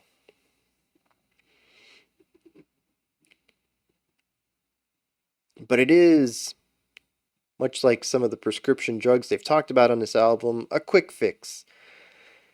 If the next track continues on and begins to retread some ground that we've already been on, the novelty of Hey There Fancypants isn't going to save that. And I think my growing weariness of this album will continue on from there. With only 6 tracks to go, though, I don't think I'm going to be bored of the album, but like I said, the simple ideas don't do much to keep my attention. The short run times work very well, but if they begin to retread ground, I think the novelty will wear off, and I don't think it has much beyond that. I was really surprised to see when I was looking up the Personel list on their Wikipedia page that this is a rather well received album. Not at the time, but critics and underground fans were big for this. And I think even across multiple publications, it still received like a an aggregate like 75 or 80% ratings. So I don't get that. I don't get that at all. It's a fun album for sure. Is it one of the best albums of the decade? One of the best albums of the year? I wouldn't put it in those lists. Not so far, anyways. It would have to be very transformative here on the back half for me to elevate it a bit. But it's a solid album for me so far. Just not anything great. And unlike some other albums where I can say, I'm not digging it, but artistically I can see why it's well received, why it's praised, why it's great. Here I don't have that perspective yet. There's a lot of cool things going on, but I have a tough time seeing how this would be one of the greatest albums of 2003 or something like that, which was actually something I saw. It was like number 43 of the year for one publication. I don't remember who that was, but yeah, I don't get that yet. Maybe, like I said, maybe the back half is transformative though. Let's hit some lyrics on these two and keep moving forward. Happy Colored Marbles is about prescription drugs. The verse is a little less poppy and bright than the chorus, much like the Zoloft song, which I was actually wrong then, but here it's accurate. We have a depiction of someone off their medication and someone on their medication. The verses are going to be off, they're a bit more critical about life. It says most people are not okay, but they're taking their siestas in the sun, got some ideas on the way it should be, but most of them just carry on. Saying that most people are not mentally healthy, but they just accept that that's the way things should be, and they put on a happy face and go have their parties and whatever, and basically find whatever way they can to get through life. Verse 2 says most people are not okay. They're slacking because their job ain't done, filling up on the poison nut and getting down till the dawn. Now, the slack until the job ain't done, I'm not too sure about. My best read is that they just don't care about their job. They're just another thing that they're just getting through in order to get to the thing that'll make them feel a little better. Whereas in the first one, it was parties.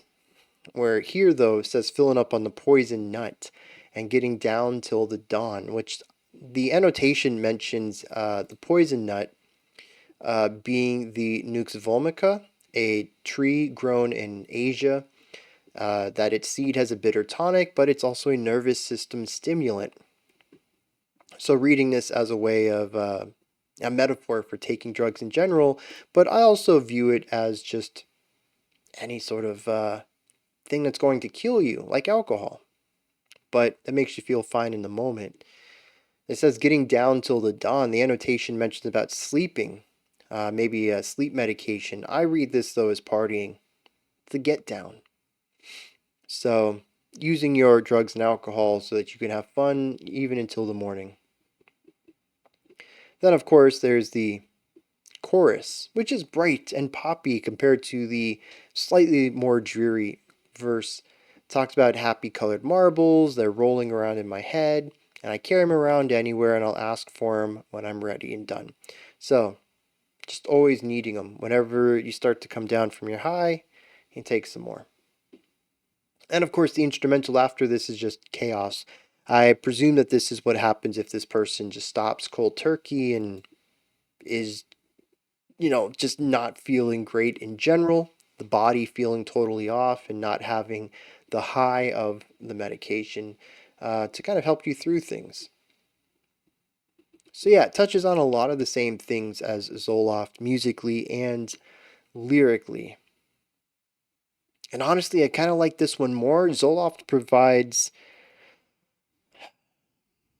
dynamics to the album, bringing in a very heavy electronic presence that we don't really have anywhere else, but I don't think it's as good of a song as this one. And I think lyrically, this one kind of covers many of the same ideas in a similar fashion. Zoloft might edge out on lyrics a little bit, but not enough to keep it, when I think musically it's less interesting. This one also has the outro, which I think does a fantastic job of really leaning into the dangers of relying on prescription drugs like this. In fact, if we had brought some of the lyrics from Zoloft over, particularly the ones about losing yourself in the medication, I think this would be a perfect song to cover this topic, and we certainly wouldn't need Zoloft at all.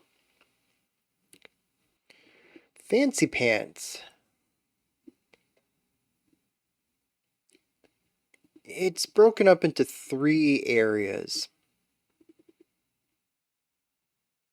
We have verse 1's first area. Hey there, fancy pants, play the songs that make us dance, play the tunes that make the ladies swoon. A song for all the lonely hearts, shattered dreams and broken parts, feels like sunny days are coming soon. This idea about playing music that helps us forget about the bad times. Music can help us, actually, not just music in general, but performance. Although it does specifically say play the songs and play the tunes, I think the general idea is just about going to a performance at all and helping people feel better.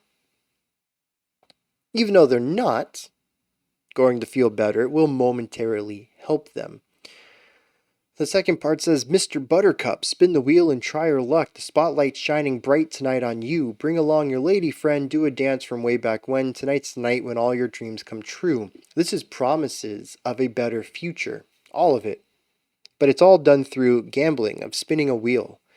How good is your luck? I really like this idea because if someone has had a pretty tough time, that none of their dreams have come true yet, and he says, do a dance from way back when, maybe implying that this person's a bit on the older side and that their luck hasn't been well for them thus far. Why is it going to be better this one time? This feels like general gambling addiction here, how somebody will just try to come along and say, hey, just do it once, see how it works for you. This is a general thing that I think a lot of casinos rely on, but it's also the free first time hit that you can find with drug dealers. Making all your dreams come true. Spin the wheel, try your luck. Yeah, just do it this one time, man. See how it goes from there. And so we have listening to music to temporarily feel better and trying your luck at things in hopes that you'll have a better outcome than you have any of the other times that you've done it. Verse 2 goes back to bringing people up. It says, hey there, sour grapes, down in the dumps, long in the face, drinking down your dinner all alone, feeling bad, feeling blue. So sit down and make yourself at home. Basically saying if you're alone, if you're sad, yeah, chill out. I got you covered. It then goes into, again, Fancypants, play the songs, play the tunes. Again, an illusion for a temporary bliss, which could be drugs, pharmaceutical, or street. And I think this whole thing is just about addiction and the ways that we find temporary peace and chase those momentary highs in order to get away from the heaviness of general life. In fact, this kind of captures happy colored marbles and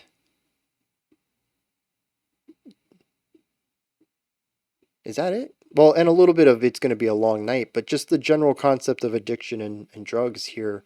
Again, we touch on it, but this time in a little bit of a fun, upbeat carnival vibe.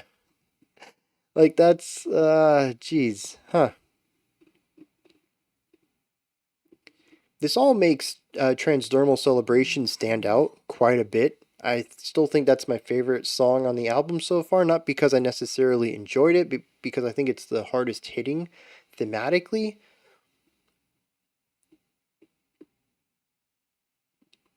But then we get something like this, and I'm like, oh, this is, this kind of works too. I can see the artistic angle on it. I think the biggest problem I have with it is that we literally just checked out Happy Colored Marbles, which is very similar, especially with the highs and lows element, but then also the concept of having brighter positive music with darker undertones and darker themes and lyrics to it is fairly common on this album. And so while I think this would be great in isolation, it kind of blends into the wallpaper as far as the album goes because it's kind of very similar to everything else. Even though I think it is one of the strongest tracks on the album that covers this topic and these themes.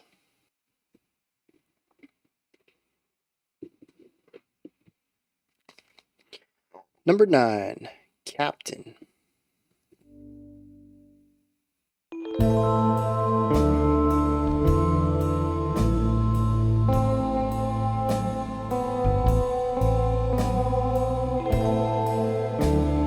Very hazy, very dreamy.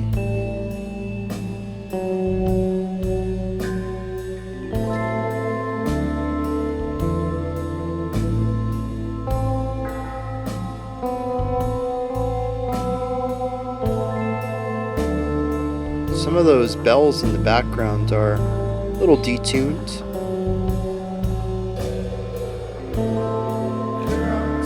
Giving us a bit of that tension in the background.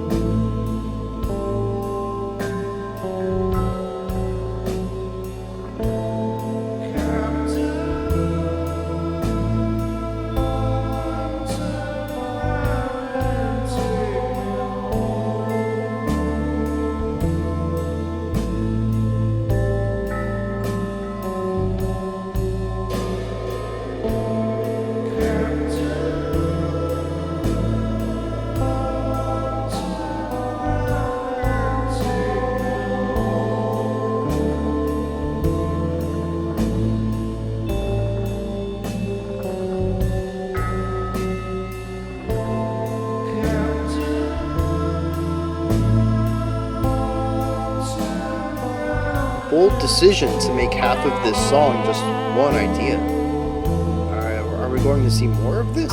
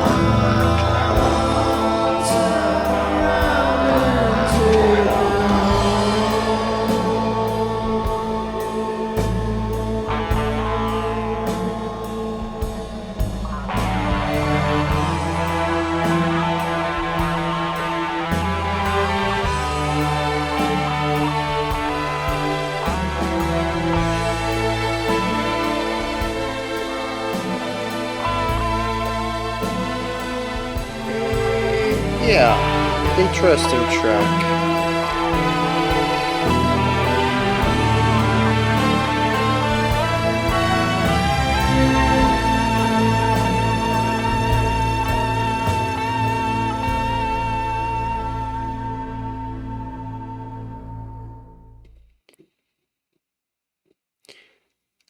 Okay, so it is just one idea for the entirety of the song.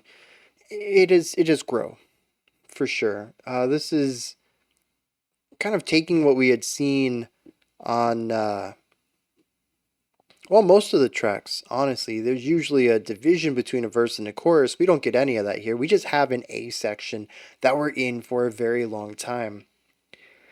It starts out with just the bells, very light, creating this, like I mentioned, like a hazy, dreamlike feeling throughout the song. We have more layers though. We have some really big, like vertical bells that we have showing up that I felt were honestly detuned a little bit. They introduced a little bit of the darkness of the not awkwardness, the eeriness that sits underneath the hazy, dreamlike feel.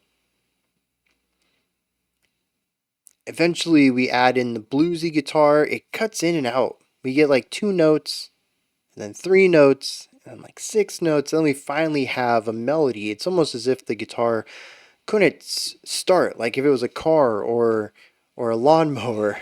You get a couple of revolutions, and then it doesn't stick, and it slows down again. And you gotta try to start it a few times before it goes. I should say a faulty car or lawnmower. They don't usually start that way. Um, we add in a few more layers though, some ornamental ideas, and then we bring in the detuned vocals. Heavy production on these. They sound a bit stereotypically demonic.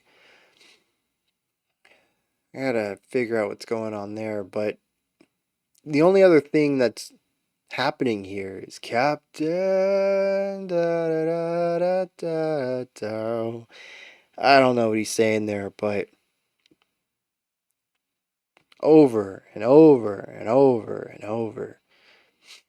The song just, it's a cool mood. I think they do a fantastic job crafting this sound, and by the end, it is really eerie. I think the payoff is good.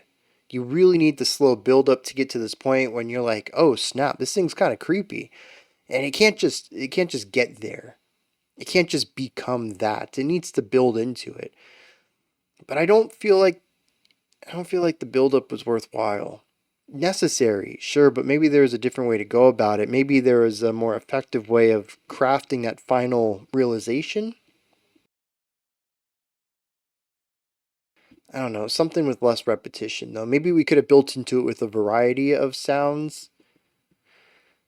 That's not who Ween is, though, and I suppose it's not fair to expect that from them. They're certainly a group that likes to build one sound and then build off of that. Even in the songs that we've had a verse and a chorus, they have been generally similar in atmosphere, in vibe, in execution, just usually different musical ideas there. Little things to differentiate them. So asking for a more dynamic track is probably the wrong ask for them, at least at this point in their career. But I still found myself just kind of existing during that song, not really enjoying it too much. Like I said, though, the ending, it works. I like where they took it.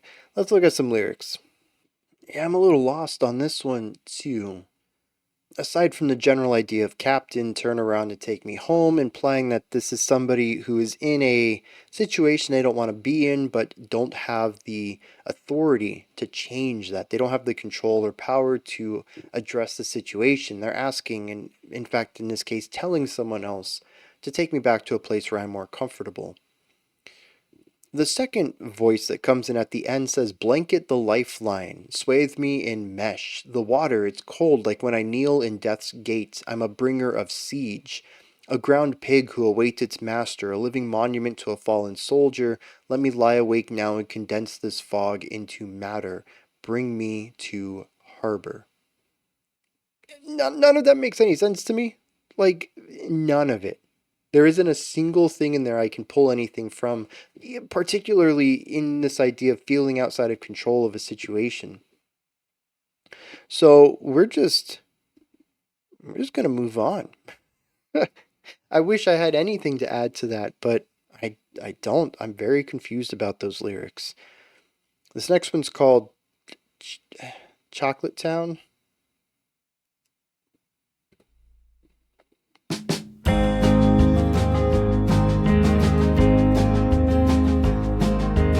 I couldn't taste the taste that I was tasting. I couldn't hear the waste that I was making. Tired of the life I was facing.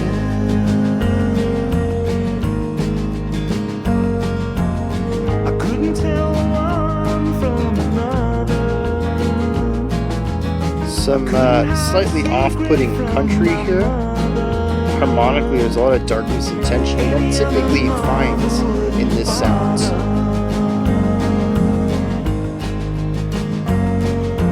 The constant snare work is also a bit anxiety driving.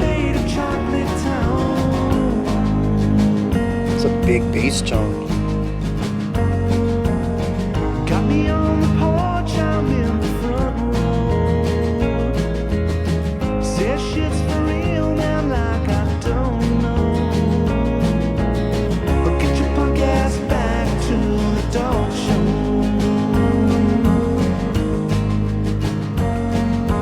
Making time, breaking ground, sail brown bay to chocolate. I like the few moving parts here. I think this is the chorus.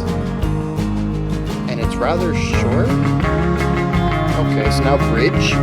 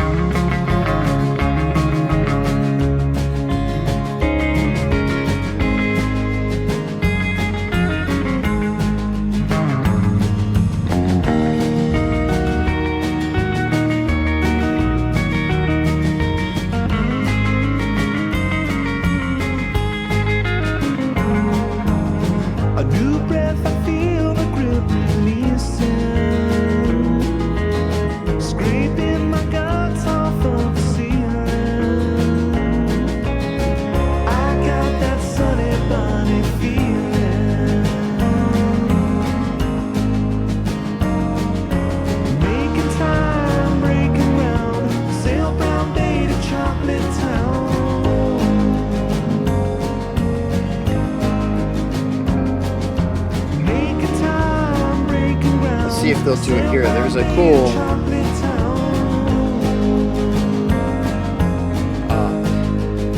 the guitar split last time. The left guitar played the first note, right guitar played the second, and both play the third. I kind of like that, little trade-offs.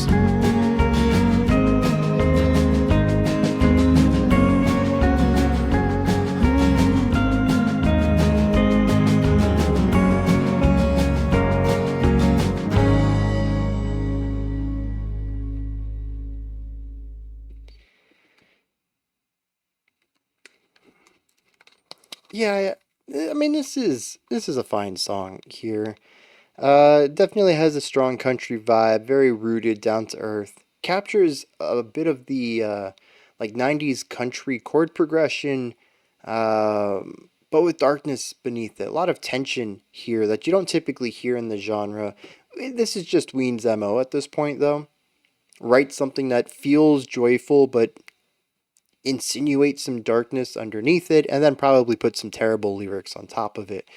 And that's pretty much what we've got on this album up to this point. So it doesn't surprise me that when they went to a more traditional country sound, they followed that same blueprint. Um, the verse is okay. It is exceptionally minimal. The bass barely doing much of anything. The guitar giving us mostly harmonic stuff, and the drums really ramping up the intensity on the anxiety meter by just having that constant snare sounds. Sounds like a train that just doesn't stop. The vocals are light and airy and effortless as they've been throughout most of this album. It's the chorus, I think, that really stands out to me as there's a bit more layering and melodic movement to it. There's the bass gets a moving bass line, which is a nice step up. The two guitars, there's only really one guitar line. Maybe it is two guitars playing the same thing, but it just sounds like one guitar section in the verse. But in the chorus, there's actually two guitar parts, and they play off of each other quite often. It creates something a bit more dense and layered, and when you listen to it alongside the vocals, you actually get a little bit of counterpoint. That's the first time I've brought this word up at all on this album. This album is either doing something super minimal, super simple, one melody, couple foundation, and rhythm, or they're doing pure noise, where you don't really have much of a melody to do counterpoint on. You just have a lot of sounds going on at the same time. So it's interesting to hear this more layered approach that they've given us on other tracks, but with a clear foundation of harmony, melody, and rhythm with multi-point melody to it. I kind of dig it here, and that's why I said I do like the chorus. It sounds neat, I like the layers, and generally it's a very comfortable sound. There is a bit of darkness to it, sure, but interestingly, it is a darkness too. Country and blues kind of go together, having a bit of a somber side to the music. Country is not immune from a negative element. But rarely do I ever hear something dark or eerie or haunting underneath country. And I think that's what really stands out here, what makes it feel different than your typical country song. It's not sad. It's dark. It's not gloomy. It's depressive. I'm curious what the song's gonna be about lyrically. I don't Chocolate Town. I don't know, man. The only other thing to bring up, really, I think here is the bridge, and it was fine. Yeah, it felt more of, hey, we need a solo, so let's play a melody on the guitar more than anything else. It was nice to sort of deviate from the idea that the instrumentals typically borrow from vocal melodies. It was nice to hear something linear and fresh from the start, but it didn't really feel like it did anything other than just continued the vibe. It was there because it needed to be there more so than it had to say anything, which might be what it's trying to say, too. I mean, the song could absolutely be a critique on just letting things be, not speaking up, status quo stuff. It wouldn't be the first time that's been brought up on the album. But I am just going to say that, the guitar part was okay. It didn't add anything, it didn't detract anything. We needed a melody, it did a fine melody, and that's it. All right. This is interesting. We take a bit of a diversion from many of the other songs while sticking with the theme of drugs. We're going to look at this a little different. This song, it is written as an autobiographical account by sometimes band member Ween. It was written after he was detained by police for trying to buy drugs. Though originally he said it was in Trenton, New Jersey, later said the song is about Hershey, Pennsylvania, hence the title, Chocolate Town. For those who don't know, Hershey Chocolate, it's a pretty big American chocolate maker. Apparently, Hershey, Pennsylvania is where they're from. So, that's where the title comes from. The chorus says, making time, breaking grounds, sail Brown Bay to Chocolate Town. I don't know really what that means. Not even in relationship to the verses. The verses, however, tell a story. There's 6 of them. 4 of them, sorry. Verse 1 says, I couldn't taste the taste that I was tasting. That line cracked me up. Such a ridiculous line. It says, I couldn't hear the waste that I was making, tired of the life I was facing.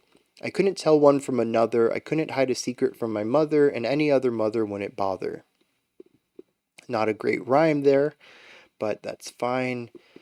So we have somebody who was living a life they weren't too happy with, and they were wasting more time than they thought. They wanted to make some changes, but they couldn't let people know about it. Verse 3 says, got me on the porch. I'm in the front row. Says, shit's for real, man, like I didn't know. We'll get back to the dog show. And then verse 4 says, a new breath. I feel the grip releasing, scraping my guts off the ceiling. I got that sunny bunny feeling. Now, I'll tell you, prior to the context of this, none of this made any sense to me. With the context, I can put some bits and pieces together. Verse 1 and 2 might be about coming down from a high and realizing that, I don't know, things aren't great. Maybe you want to make a change. Maybe somebody figured out he was, I don't know, getting high. He said he couldn't hide a secret from his mother. Verse 3, though, says that he was picked up on his porch and put into the front row. My guess there is that the cops came for him. Front row, though, I don't know about that line. He says, we're going to put you back in the dog show, though. I'm thinking the jail there, the old dog pound. I don't know if that's a thing. Maybe that's slang. I don't know. I'm trying to figure out the whole dog show part of this. And then verse 4 is about getting out of jail. A new breath. Feels the grip releasing. Things aren't so tight. Presumably he was in jail without drugs the whole time. Maybe he feels a little bit better about that. Scraping his guts off the ceiling would be coming off of the withdrawal symptoms. Now he has a sunny bunny feeling. He's happier. Feeling like a springtime animal just hopping through the fields. That's my take on this. But again, it's so vague without the context of it. The title, the chorus, the story told through the verse. There's very little information here to get the story that somebody was put in jail for purchasing drugs. And I don't know. Like I said, it fits the theme. A lot of this album has been about addiction of one way or another, in one way or another. But they all sort of have a little bit of commentary on life, on society, on politics. This one doesn't. This is just an anecdote. Told poorly, I might add. If someone said this to me, not sung it to me, but just said these lines to me, I'd be like, dude, what are you on about? That's the nice thing about art, I suppose, is it can be a bit more abstract. If you're telling a story, you pretty much want to be fairly plain in what happened. But this does feel like a story, and I had a tough time picking it up. Maybe that's on me, though. I Don't Want It, track 11.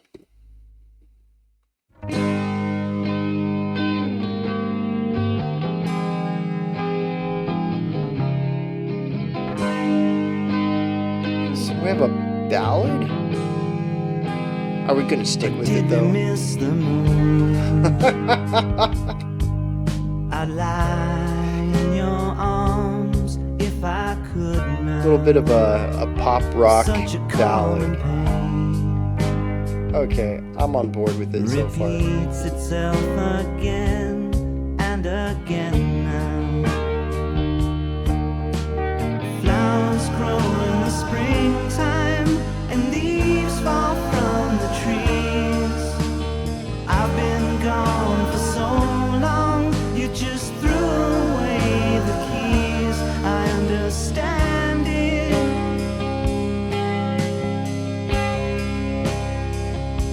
but I don't want it.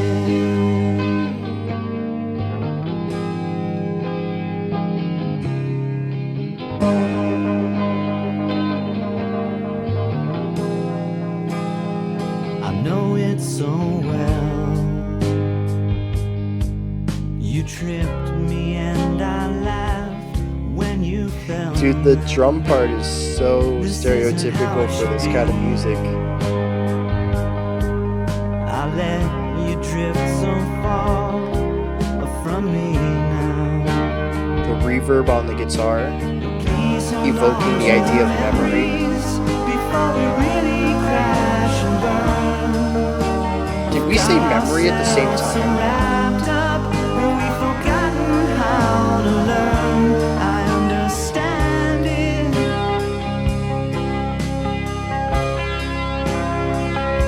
but I don't want it. I like hanging on to that so long. He says, I understand it. We hold on to that leading tone before resolving on I don't want it.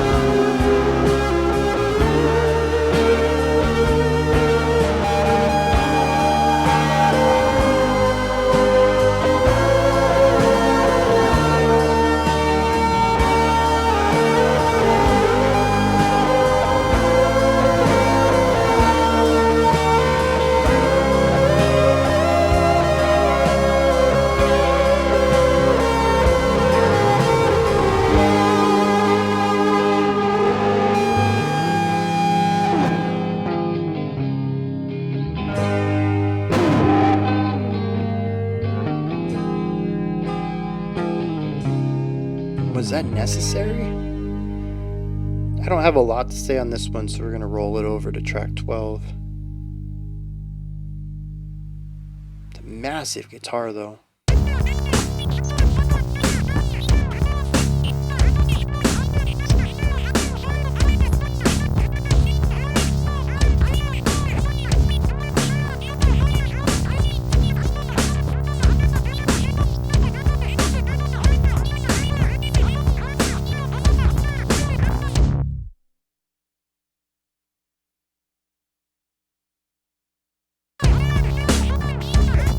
What in the world? 2 whole bars.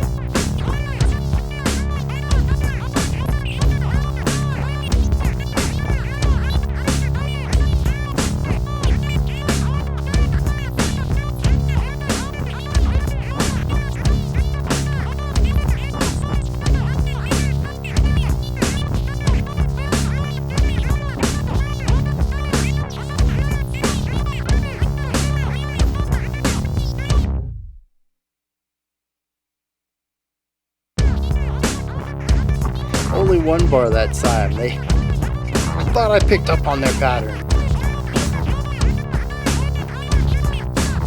What is this though, man?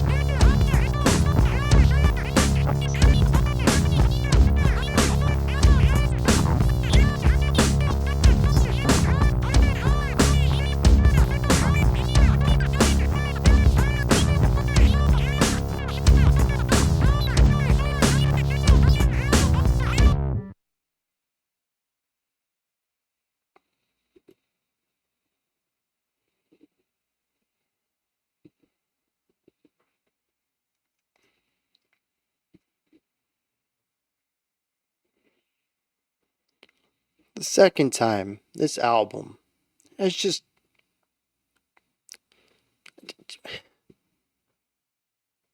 What? I feel like each album in the entire world has one opportunity to kind of just make me question why I'm listening to it. Just take the headphones off slowly and wonder what I'm doing with my life. An album does it twice or more, and now we've got a problem. What is this song?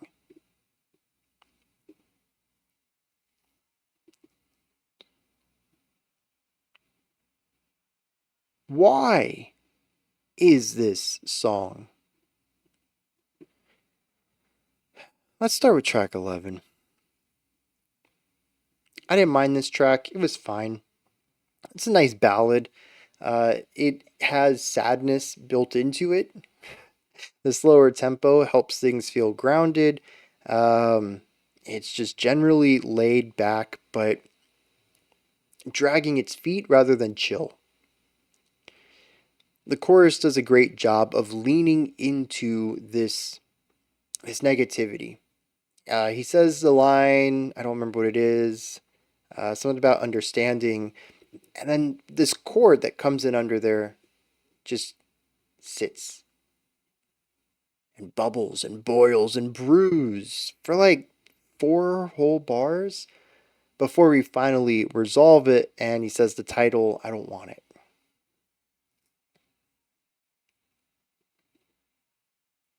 I think this chorus says the entire story of the song in this 5 bar moment.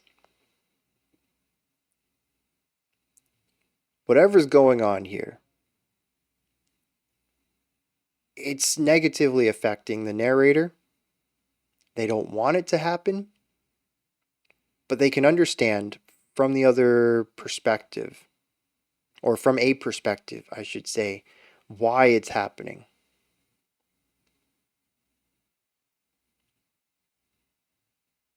This feels very surface level, very what I'm presenting outward. I don't like it, but I understand, right? But then there's the outro. This guitar solo, musically, it's bluesy. It's got a little blues rock to it. Nothing that really stands out compositionally about it. It's a fine blues rock solo. The production of it is bonkers, though. This guitar is massive, like ridiculously big. I mean, you can feel it towards the end. You kind of get lost in the size of it. It just becomes the sound of the solo. But when the guitar starts wrapping things up and you start to remember, oh yeah, there's, a drum kit and a bass And I don't remember if it was an acoustic guitar or a clean electric, but there's a smaller guitar down here. All of this foundational stuff under the solo, dude, is quiet. It's small. That solo guitar was enormous. And then, of course, the couple of really sharp hits at the end, almost as if throwing a tantrum at the end of their solo. To me, this is the inside of this person. On the outside, they're trying to act mature. I don't like what's going on, but I get it. On the inside, they are seething, they are raging, mentally and emotionally throwing chairs at walls. I really like the musical imagery going on in that track.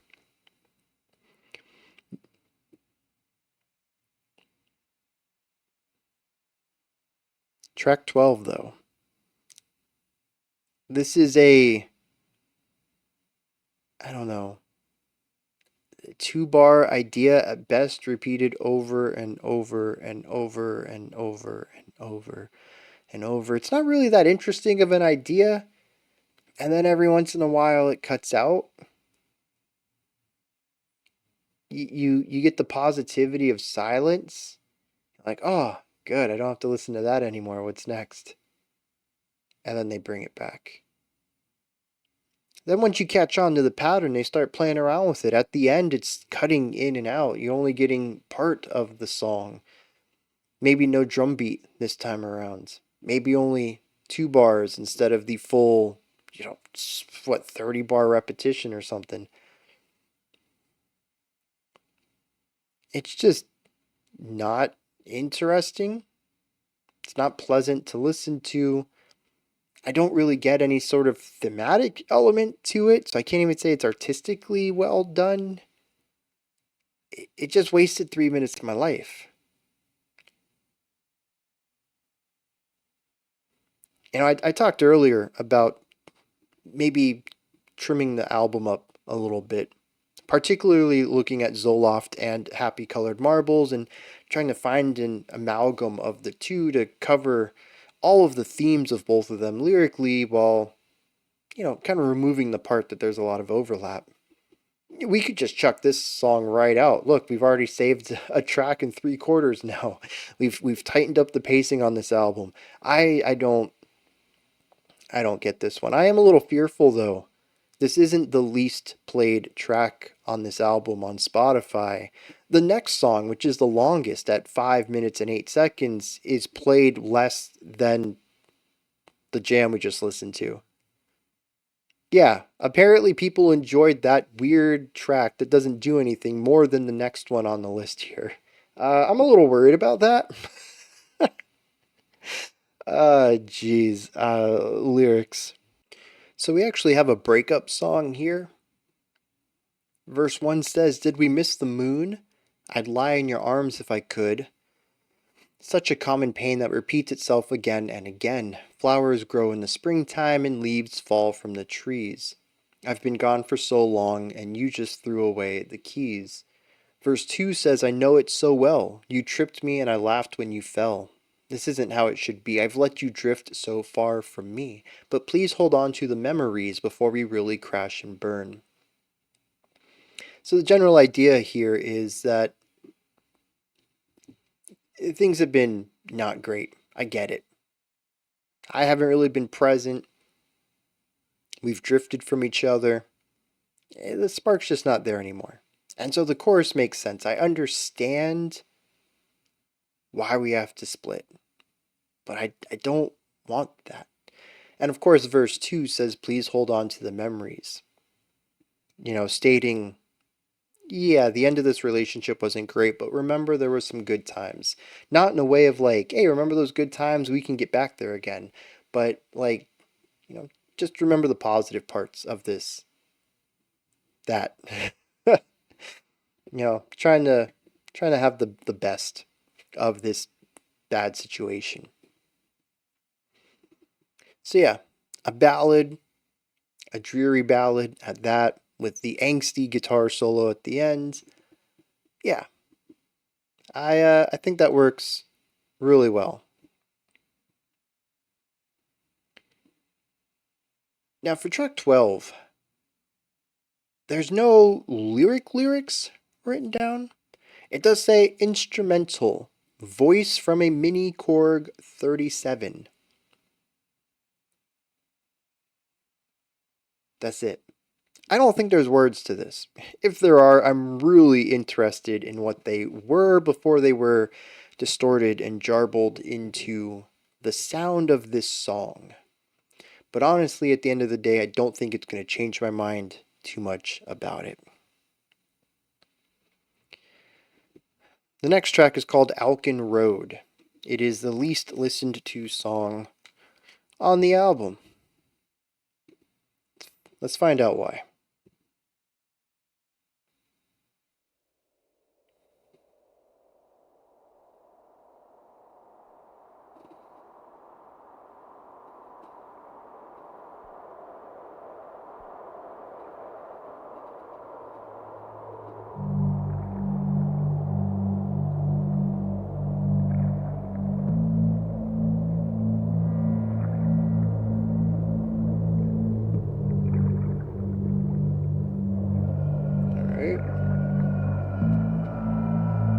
We do have the bass drone, well, not technically droning, but 2 notes.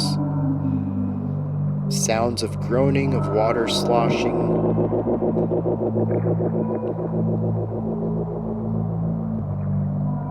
A light wind. It's definitely setting a mood.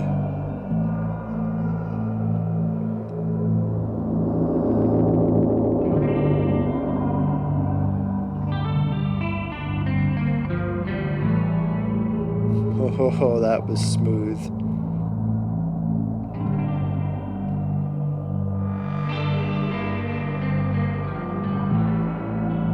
Oh, I like this chord progression.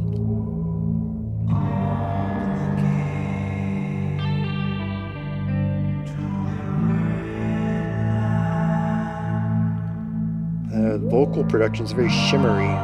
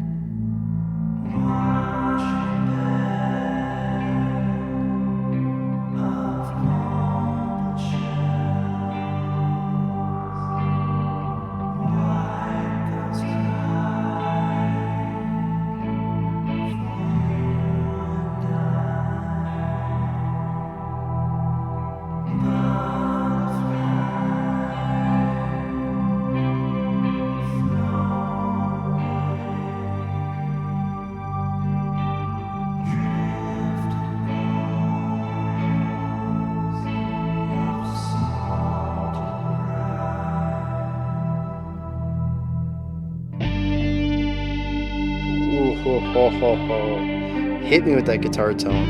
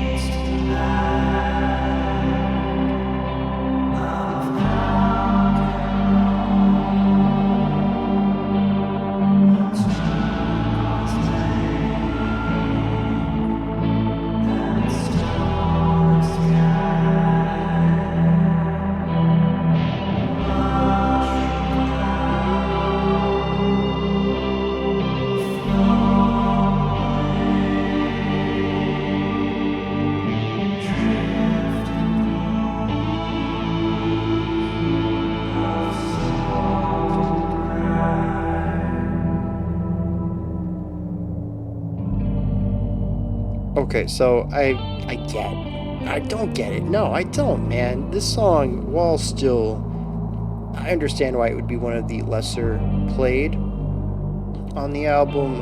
It does not deserve last place.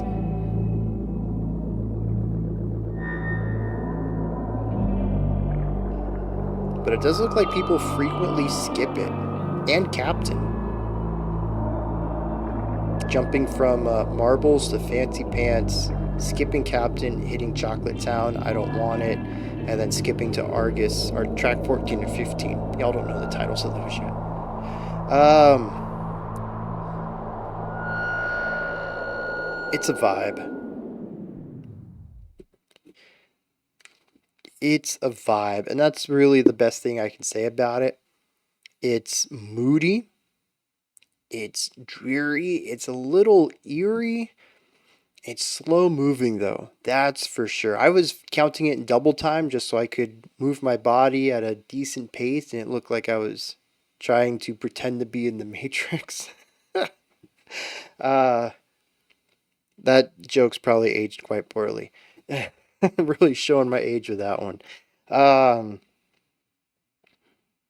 but it's a slow song. It doesn't really do much either. We get a lot of really cool atmosphere at the beginning using all sorts of field recordings, something moving water. I kind of got the picture of like walking through I don't know, a shin high deep pond maybe. There's some wind, like some creaking of a gate and stuff like that. It definitely sets a spooky atmosphere. Then the vocals come, oh, the guitars come in. I like the guitar lick that they play over this progression. I like the progression of it. I love the descending line. It always wraps up neatly into the resolution to the chord. The second and fourth chords just feel great in these. I like the chord progression given to us from the vocal stack once they come in. Um, but that's it to the song. There really isn't a lot else. It's it's the mood, it's the vibe. If you dig it, you got 5 good minutes for you. If you don't dig it, then you got a long time of just being in this place. Nothing else to look forward to. Um, and it's definitely the slowest on the album too. This has been a pretty high energy album. Even something like I Don't Want It feels incredibly forward moving compared to Alcan Road. So yeah, I don't really have much else to say about this one. It just sets a spooky vibe and rolls with it. It takes its time. It really sits within this atmosphere for quite some time. It's an interesting addition to this album. It's an interesting deviation too. This and track 12, and I guess that's about it. Yeah, these two tracks, 12 and 13 here, they've deviated quite a bit, going in a very different direction, which means we have two songs to wrap this up. Are we going to stick with this new direction of, well, I don't even know, man.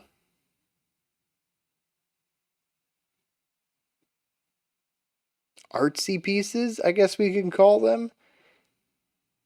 Or are we going to return back to some of the more rock and punk inspired writings and country adjacent stuff that's dominated this album to wrap this, wrap up these final two tracks? Let's hit some lyrics.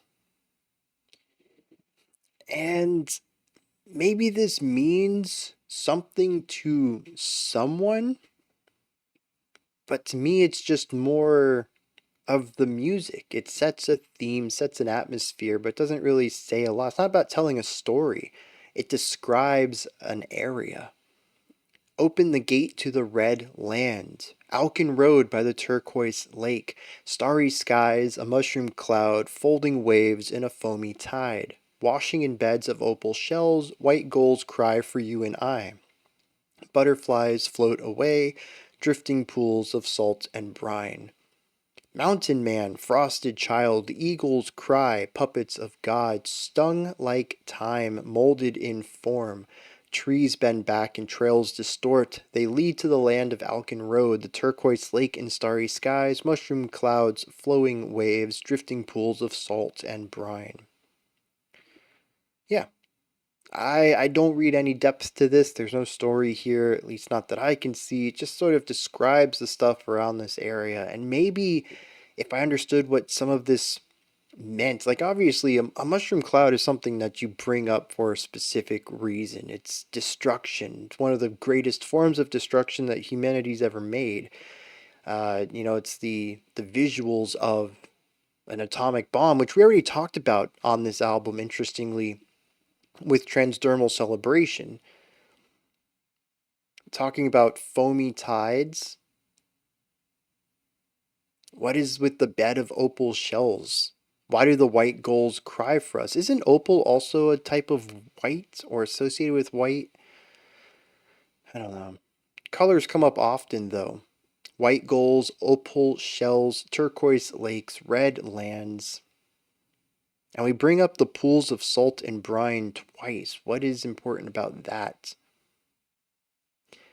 Again, I think there is something of depth here, but it goes right over my head, unfortunately. So we're going to move on to the Argus and see what's up with the penultimate track.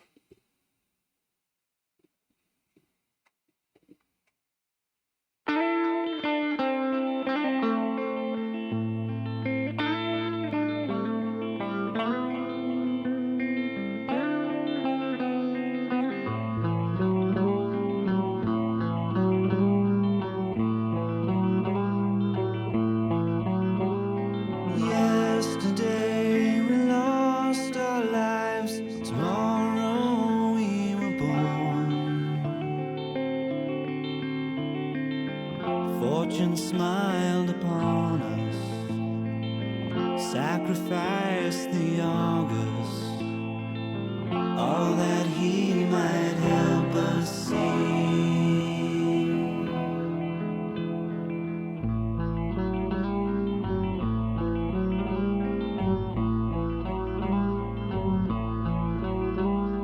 Magnetize the track for miles, looking for disease. I like the way the two guitars play off of each other, especially with their... There's a little bit of waviness. It's very psychedelic though. It reminds me of Beatles a little bit. And the Argus is practiced compassion. Well, the split vocals With an eye on does you, as well. as one is on me. Will the God I grant his forgiveness. A lot of waviness and instability to the vocal sounds. A reason to see.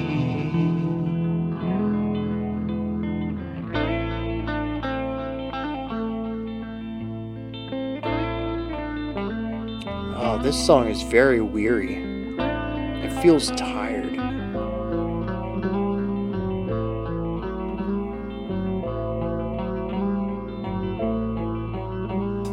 Counting days and building walls, bells ring songs to warn. All the signs that guide us, chosen by the Argus, tell me he has chosen you. Led by form, we'll shed our souls, trusting like a child. See the dark face that saved us, drink from his empty eye. And the Argus is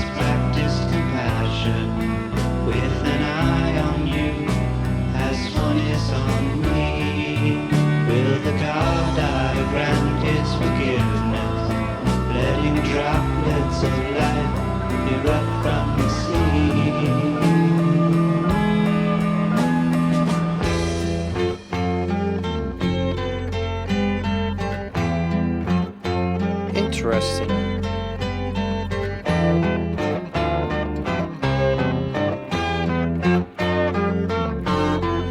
It almost sounds like it wants to go towards like a medieval folk sounds, but it never gets all the way there. It simultaneously feels modern and of the past. Lying in beds of garlic and orchid, he closes an eye, which closes another, and in sleepy dreams of watching and looking, and feather clouds dancing, he curls up his lid and sleeps. Ooh, Swirling visions of man's confusion, all of the work done just to appease him. The August he cries, though love has its place in the sun, it's only man's fear that carries him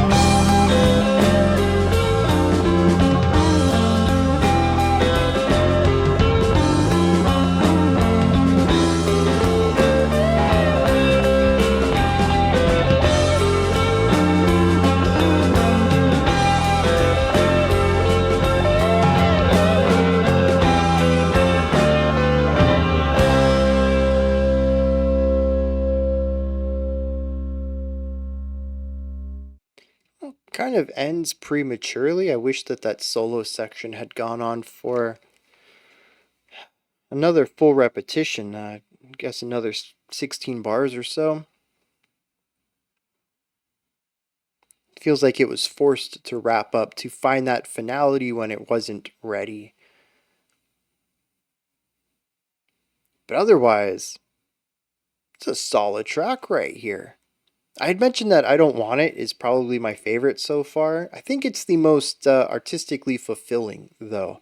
I still think It's Gonna Be a Long Night is my favorite just on sheer casual enjoyment. But this is definitely in the conversation now, too. Much like most of their other songs, it focuses on a single sound, a single vibe, and rolls with it. We have the bridge and the chorus. The bridge tends to be a bit wearier. It's tired. It has an old-timey feel to it. A couple of guitars with a bit of psychedelic production on them, and the vocals that finally feel like they fit. A lot of the vocals have been very light and airy and just generally not taking up a lot of space. It fits sometimes. I think Zoloft was a really good showcasing of that, having that light, laid back, whatever happens kind of attitude.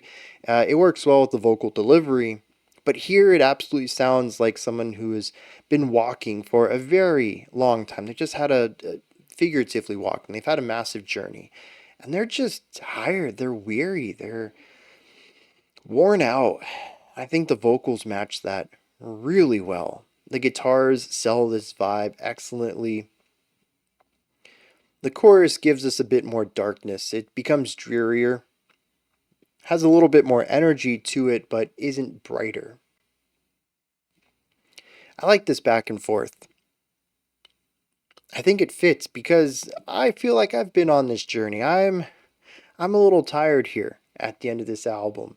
Not to say that I disliked it, but it has been trying at times. And honestly, I'm excited for it to be over. for this video session to be done. Not that I'm done with Ween. I'm still excited to see what they do on their final track. They're a band that can surprise me. But that I'm generally done with what they've showcased so far. So unless they decide to change things up like they did here with the Argus, I'm good. I've definitely had my fill of Ween a couple of tracks ago now. And I'll say though that the Argus here is a nice way to begin to wrap things up. Not only do I think it is a good song, it's also artistically solid and it matches my experience with this album too. I'm in the same place that the narrator is here. It's just a really nice collected moment here at the end of the album. As is true for most of their tracks, though, their foundational ideas are consistent but built upon. The second verse has more layers than the first. The second chorus has more layers than its first. And I like how they build these ideas up. The second verse has, was it the second verse or the second chorus? We have a choir come in on the sides. We have some extra guitar work that goes along with the general guitar sounds. And we get extra vocal layers. I like the way that it expands it because it tends to showcase more facets of the emotions that they're already showing.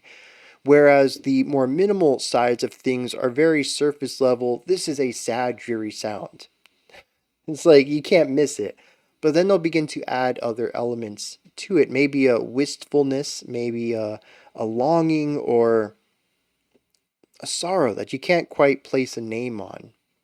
Not necessarily sad, certainly not melancholic, but somewhere in that area. They begin to develop the emotional resonance.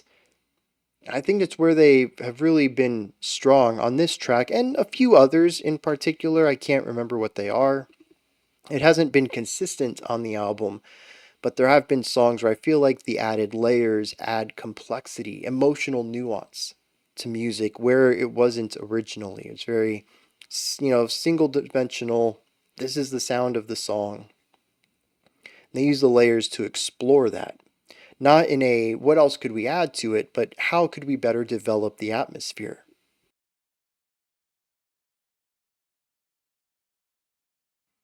I think they did a great job on it here as well, not just making it sound fuller and richer and more densely composed, which I'm a huge fan of already, but again, further exploring the depths of the emotion, sometimes in ways I don't have words for. And that takes us to the solo on it. I like the solo. I feel like it's a bit short lived though. It was beginning to explore some of the emotions here, unlike the solo from. I don't even remember what track it was. Was it I Don't Want It? I had mentioned that the solo felt functional. It was a melody, it filled the role, it filled the space, it wasn't bad, it was fine. This is the opposite of that. This was saying something. This was taking the vibes that we already had explored in both the verse and chorus, combining them into one and exploring it melodically rather than harmonically and texturally. As soon as I felt like it was getting its stride, I heard the chord progression wrapping up, and part of me was like, no, they're not going to do that. That's stupid. They're just, you know, finishing up the progression. We're gonna restart it. We're gonna loop it again. We have more story to tell. Listen to what the guitar is doing. You're cutting them off in the middle of a sentence. Of course, though, the guitar begins to work their way towards resolution as well, and it feels so wrong. It feels way too early. It's like saying, and in this story, I'm going to explain this theme and this theme and this theme. And that's why you shouldn't do drugs, kids. It's like, but you didn't tell us the story. You gave me the intro and the outro and you skipped the meat of it. And I think that's really what happened there. It feels like the meat of this solo was skipped.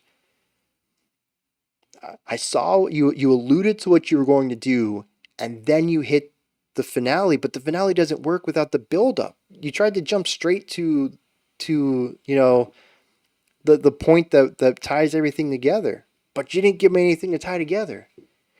I don't know, man. I'm a little sore on that. Because on the whole, I think the solos here are fine. Some of them are better than others, but there's only been like one or two that have really stood out to me to be thematically or narratively appropriate. And we were about to get another one, and I feel like they have it in them. They don't always hit that. Maybe they don't feel they need to. Maybe they don't. I don't know. I don't know what goes on in the writing process here. But I love hearing them hit these highs because I know they're capable of it. And a lot of this, not a lot of the album, parts of the album has been me saying, y'all do such a great job getting it up to 60%, but then you just call it quits. There's like, you can push yourself. I know you can push yourself. I've heard you push yourself on other tracks to get to that 70 or 80%. A lot of the time, though, you're just happy hitting the 60. And here they started to push towards it. And I think that's what I find most frustrating. I was like, oh, they're going for the 70 this time. And then they cut short. I landed on the 65. I don't know. It's a good song, though, other than that point. Let's see what they're singing in it. I'm totally lost on this one. It seems to be talking about a lot of things all through the lens of the Greek beast, the Argus. It says, yesterday we lost our lives, tomorrow we were born. Fortune smiled upon us, sacrificed the Argus, all that he might help us see. Magna eyes the track for miles, looking for disease, puzzled by the mountain, tricked by the sea. Part of that doesn't even seem like it's grammatically correct. I don't get some of it, even on like a language level, much less do I understand any figurative meaning to it.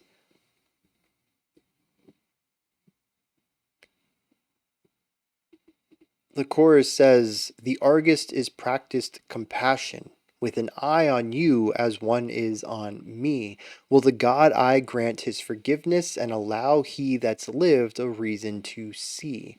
So the Argus is a four-eyed creature in Greek mythology, I think. And he was put in charge of a cow. Hera told him to put a cow on an olive tree in a specific area and guard it. And the cow was Io, which was someone important to Zeus or something like that.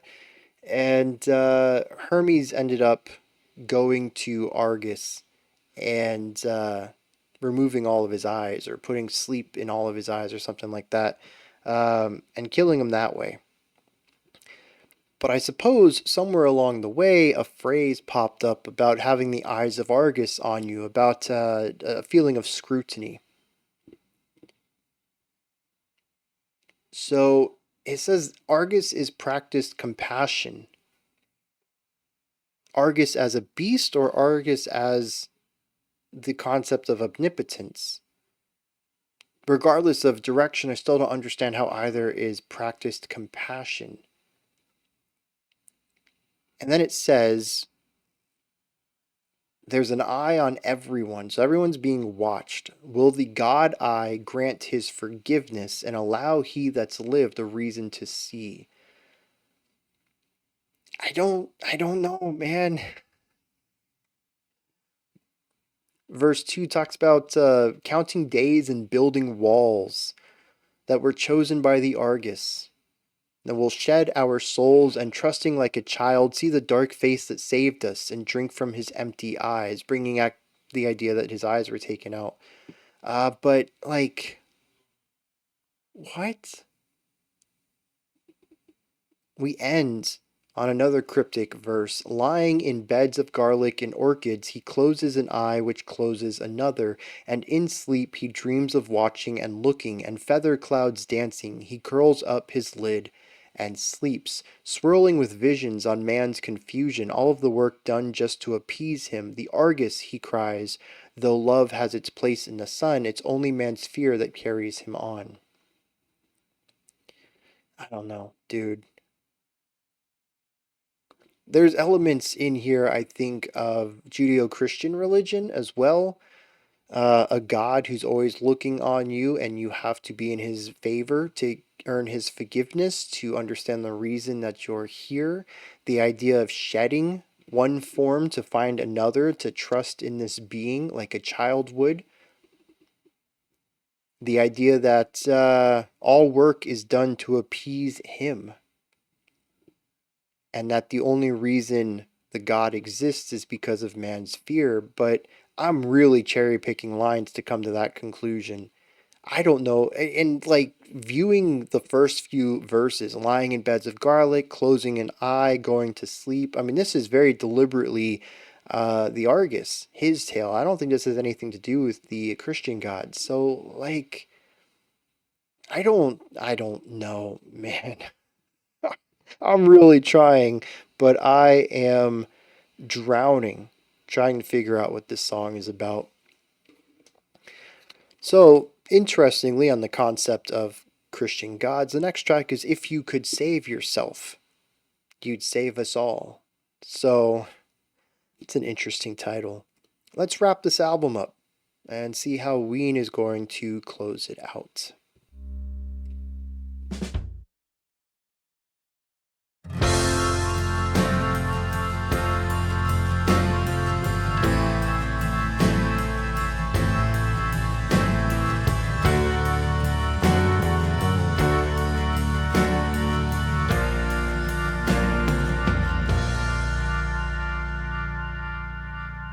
On a free ride home from the embassy, I saw the governor and his lover holding hands. When I got to my place, I emptied my suitcase and opened the windows wide.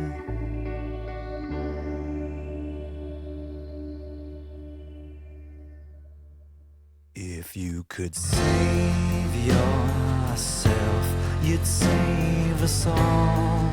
Another dreary, moody, almost ballad. Nice bass work. You're knocking on my door. The time I've spent working myself to death. Thought that's what you wanted. I thought you needed my help to make it good again, to make us strong, to make you happy, Okay. to push you along I can get behind this. Let's go. and gain some respect, to be thrown a crumb. Very Muse, even a little Radiohead in its harmony, more so than instrumentation.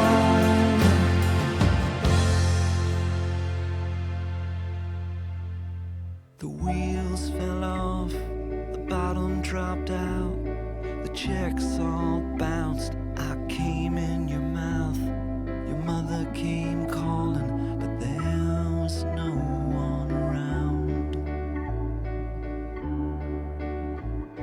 The trash caught fire when the leaves turned brown. The vultures were circling when the circus left town. I left you a note, but I wrote it in disappearing ink.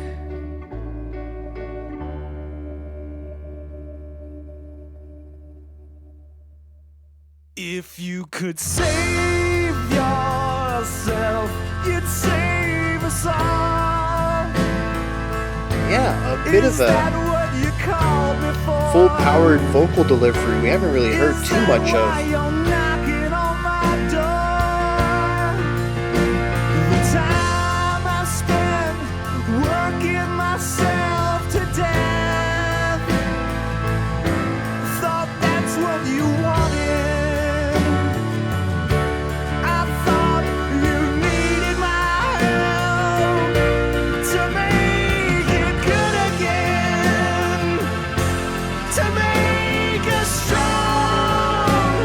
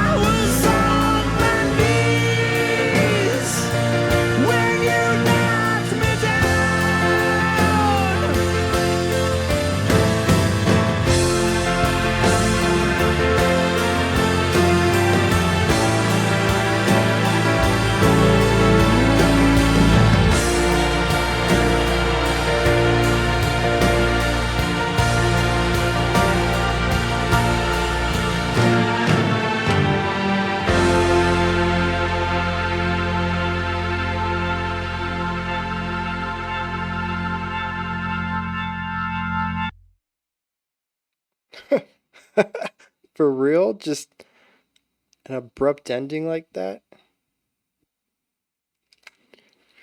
Alright, yeah. I think all I really needed from this is just a little bit more passion in the vocal delivery.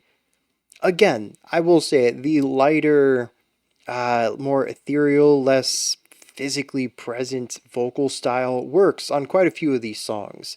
The atmospheres of the tracks, the themes of the lyrics work with the lighter, more apathetic vocal delivery, sure. But there's also some songs in here that I think could have used a little bit more punch, a little bit more grit, and a little bit more implied passion. This is phenomenal. I easily just took the best song on the album for me, 100%. Um, I'm just sold on this. You can feel the growing intensity in the vocals too. The first set of stanzas was the light, very thin sounds. The second one was a little bit higher up in pitch, a little more full bodied, probably closer to a general speaking voice. And by the third time, he is yelling, just really projecting his voice. He ramped up another half octave to hit some higher pitches up there, holding out these tones, just belting it out. Yeah, dude, 100%. I love the general growth. It tells a story all on its own about someone who's finally starting to say something they've always wanted to say and finds more confidence the more that they speak. This is great. Absolutely love that. And the thing is too is when you look at the music underneath everything, harmonically, dreary, bit on the sadder side, still a heavy track that checks off. I mean, every song's been like that for the most part. Um, there's starting out simple and building. Yeah, the vocals build, but we also have new layers coming in. We have a choir by the end of the track. We have strings coming in at the end of the song. It's pretty dense at the end of the track. Okay, a lot of songs have done that. The general melody writing on this, pretty similar to other songs. So what really changed here? To me, I really think it's about vocal projection. It's about giving me something emotional to latch onto there. Because a lot of their songs are vibes, they're emotional expressions, they're atmospheres. They have a couple of really catchy melodies in here. They have a couple of catchy guitar licks. But for the most part, they're a vibe band. Or at least this album is one built on vibes, not on memorable melodies too often. Which means I need to get engaged into the emotional element of your songs. And I think that's what was really missing here was the vocals selling me on the emotion. It is why I think some of the songs like Zoloft resonated with me so strongly at the beginning of this album. That was an emotion, a song emotion where the vocal emotion matched. And it's also in tracks like I Don't Want It, where the vocals didn't really click for me, but I absolutely fell head over heels for the guitar tone at the end, which absolutely told a story just in the sound of it. This does that too. You tell the story with the sound, and I just don't think the vocals consistently do that for me. Or I shouldn't even say the vocals. They are what is in the spotlight most often on this album, but they're not the only thing. The guitar solos also, when they are given the chance to tell me something, don't really feel like they care too much about it either. They also come across as a bit more apathetic in their delivery, which to me is, I think it's the part that really gets me. I don't have an aversion to simple atmospheric music. If you just want to write a bunch of chords, I'm there for that. Some of my favorite albums are just chord albums. They set an emotion and the vocals absolutely deliver through that. I mean, one of the things I talk about often whenever we get vocalists on the channel that I like is usually overly theatric vocals. Express yourself too much. I'm on board for that. I'm not usually on board for under expressing yourself. And I feel like that's really the thing that's missing me on this album. And I think if we could have had some more tracks where the vocals lined up with the emotion of the song, I might have enjoyed this a lot more. As it stands, I think it has a really strong start. I don't necessarily think the songs towards the middle and back half are weak. They're just more of the same, which becomes a bit boring for me, but we end really strong. And I think it's interesting too that, we had Happy Colored Marbles, we had Hey There Fancy Pants, um, and those two songs set a very bouncy midpoint to this album. And then we had Captain, which was a bit more artsy and atmospheric, but then I Don't Want It, and Alcan Road, and The Argus, and If You Could Save Yourself. And this presents a very interesting wrap up for the album. It starts out fun and quirky and oddball. We start off with a Motorhead wannabe song. A wannabe is probably a bad way. I think that had some negative connotation to it, but I hope you like impersonation. That's actually a really good Motorhead impersonation too. Like I said, I think I've heard that song before, and I had it filed away in my head as Motorhead, so that's how close it is. But we start off with some really wild, fun stuff. We hit a peak of like bonkers ideas in the middle of the album, and then we really ground and root the album at the end. It's an interesting turn. I don't know if it necessarily works on an overarching form, but it does absolutely sell me on this album. I don't know if it's something I would come back to every single track, and there are certainly some songs on here I will never listen to again. But I Don't Want It and The Argus, and If You Could Say Yourself, are absolutely solid, and Alcan Road is a great atmospheric track. It creates, aside from track 12's Jam, a phenomenal final third to an album that wasn't really taking itself too seriously originally. They were serious about their craft, but the end result could be lighthearted and semi-parody and and just a fun bonkers time where they kind of did whatever they want. Hey, we got a synthesizer. Let's make a whole song out of weird synthy tones. But they absolutely locked down in the final third and bring it home in a emotionally captivating way. I find that really interesting.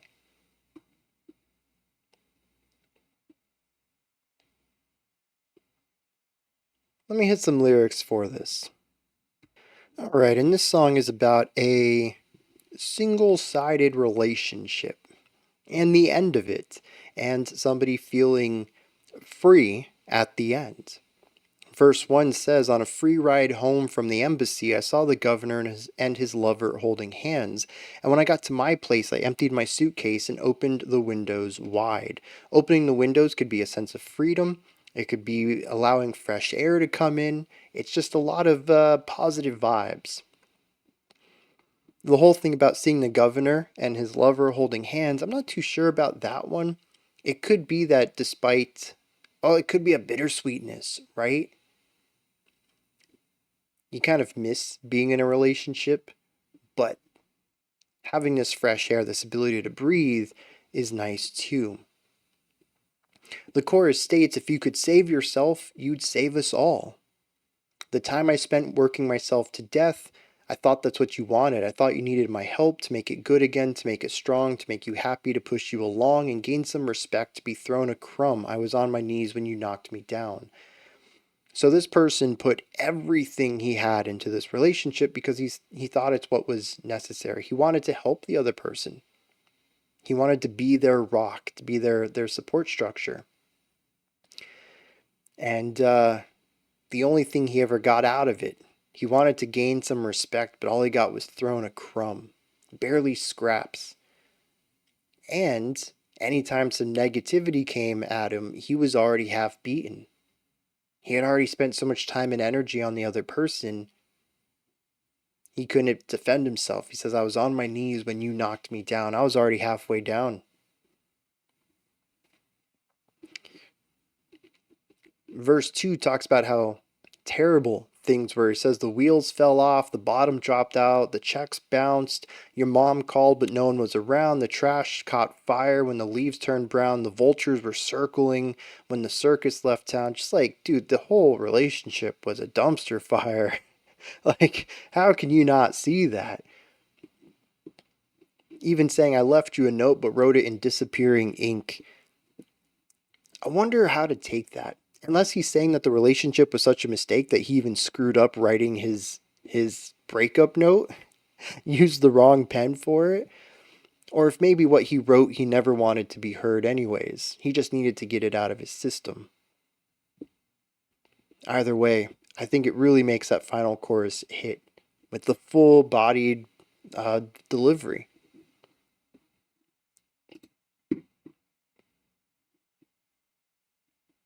Yeah, I think this works really well.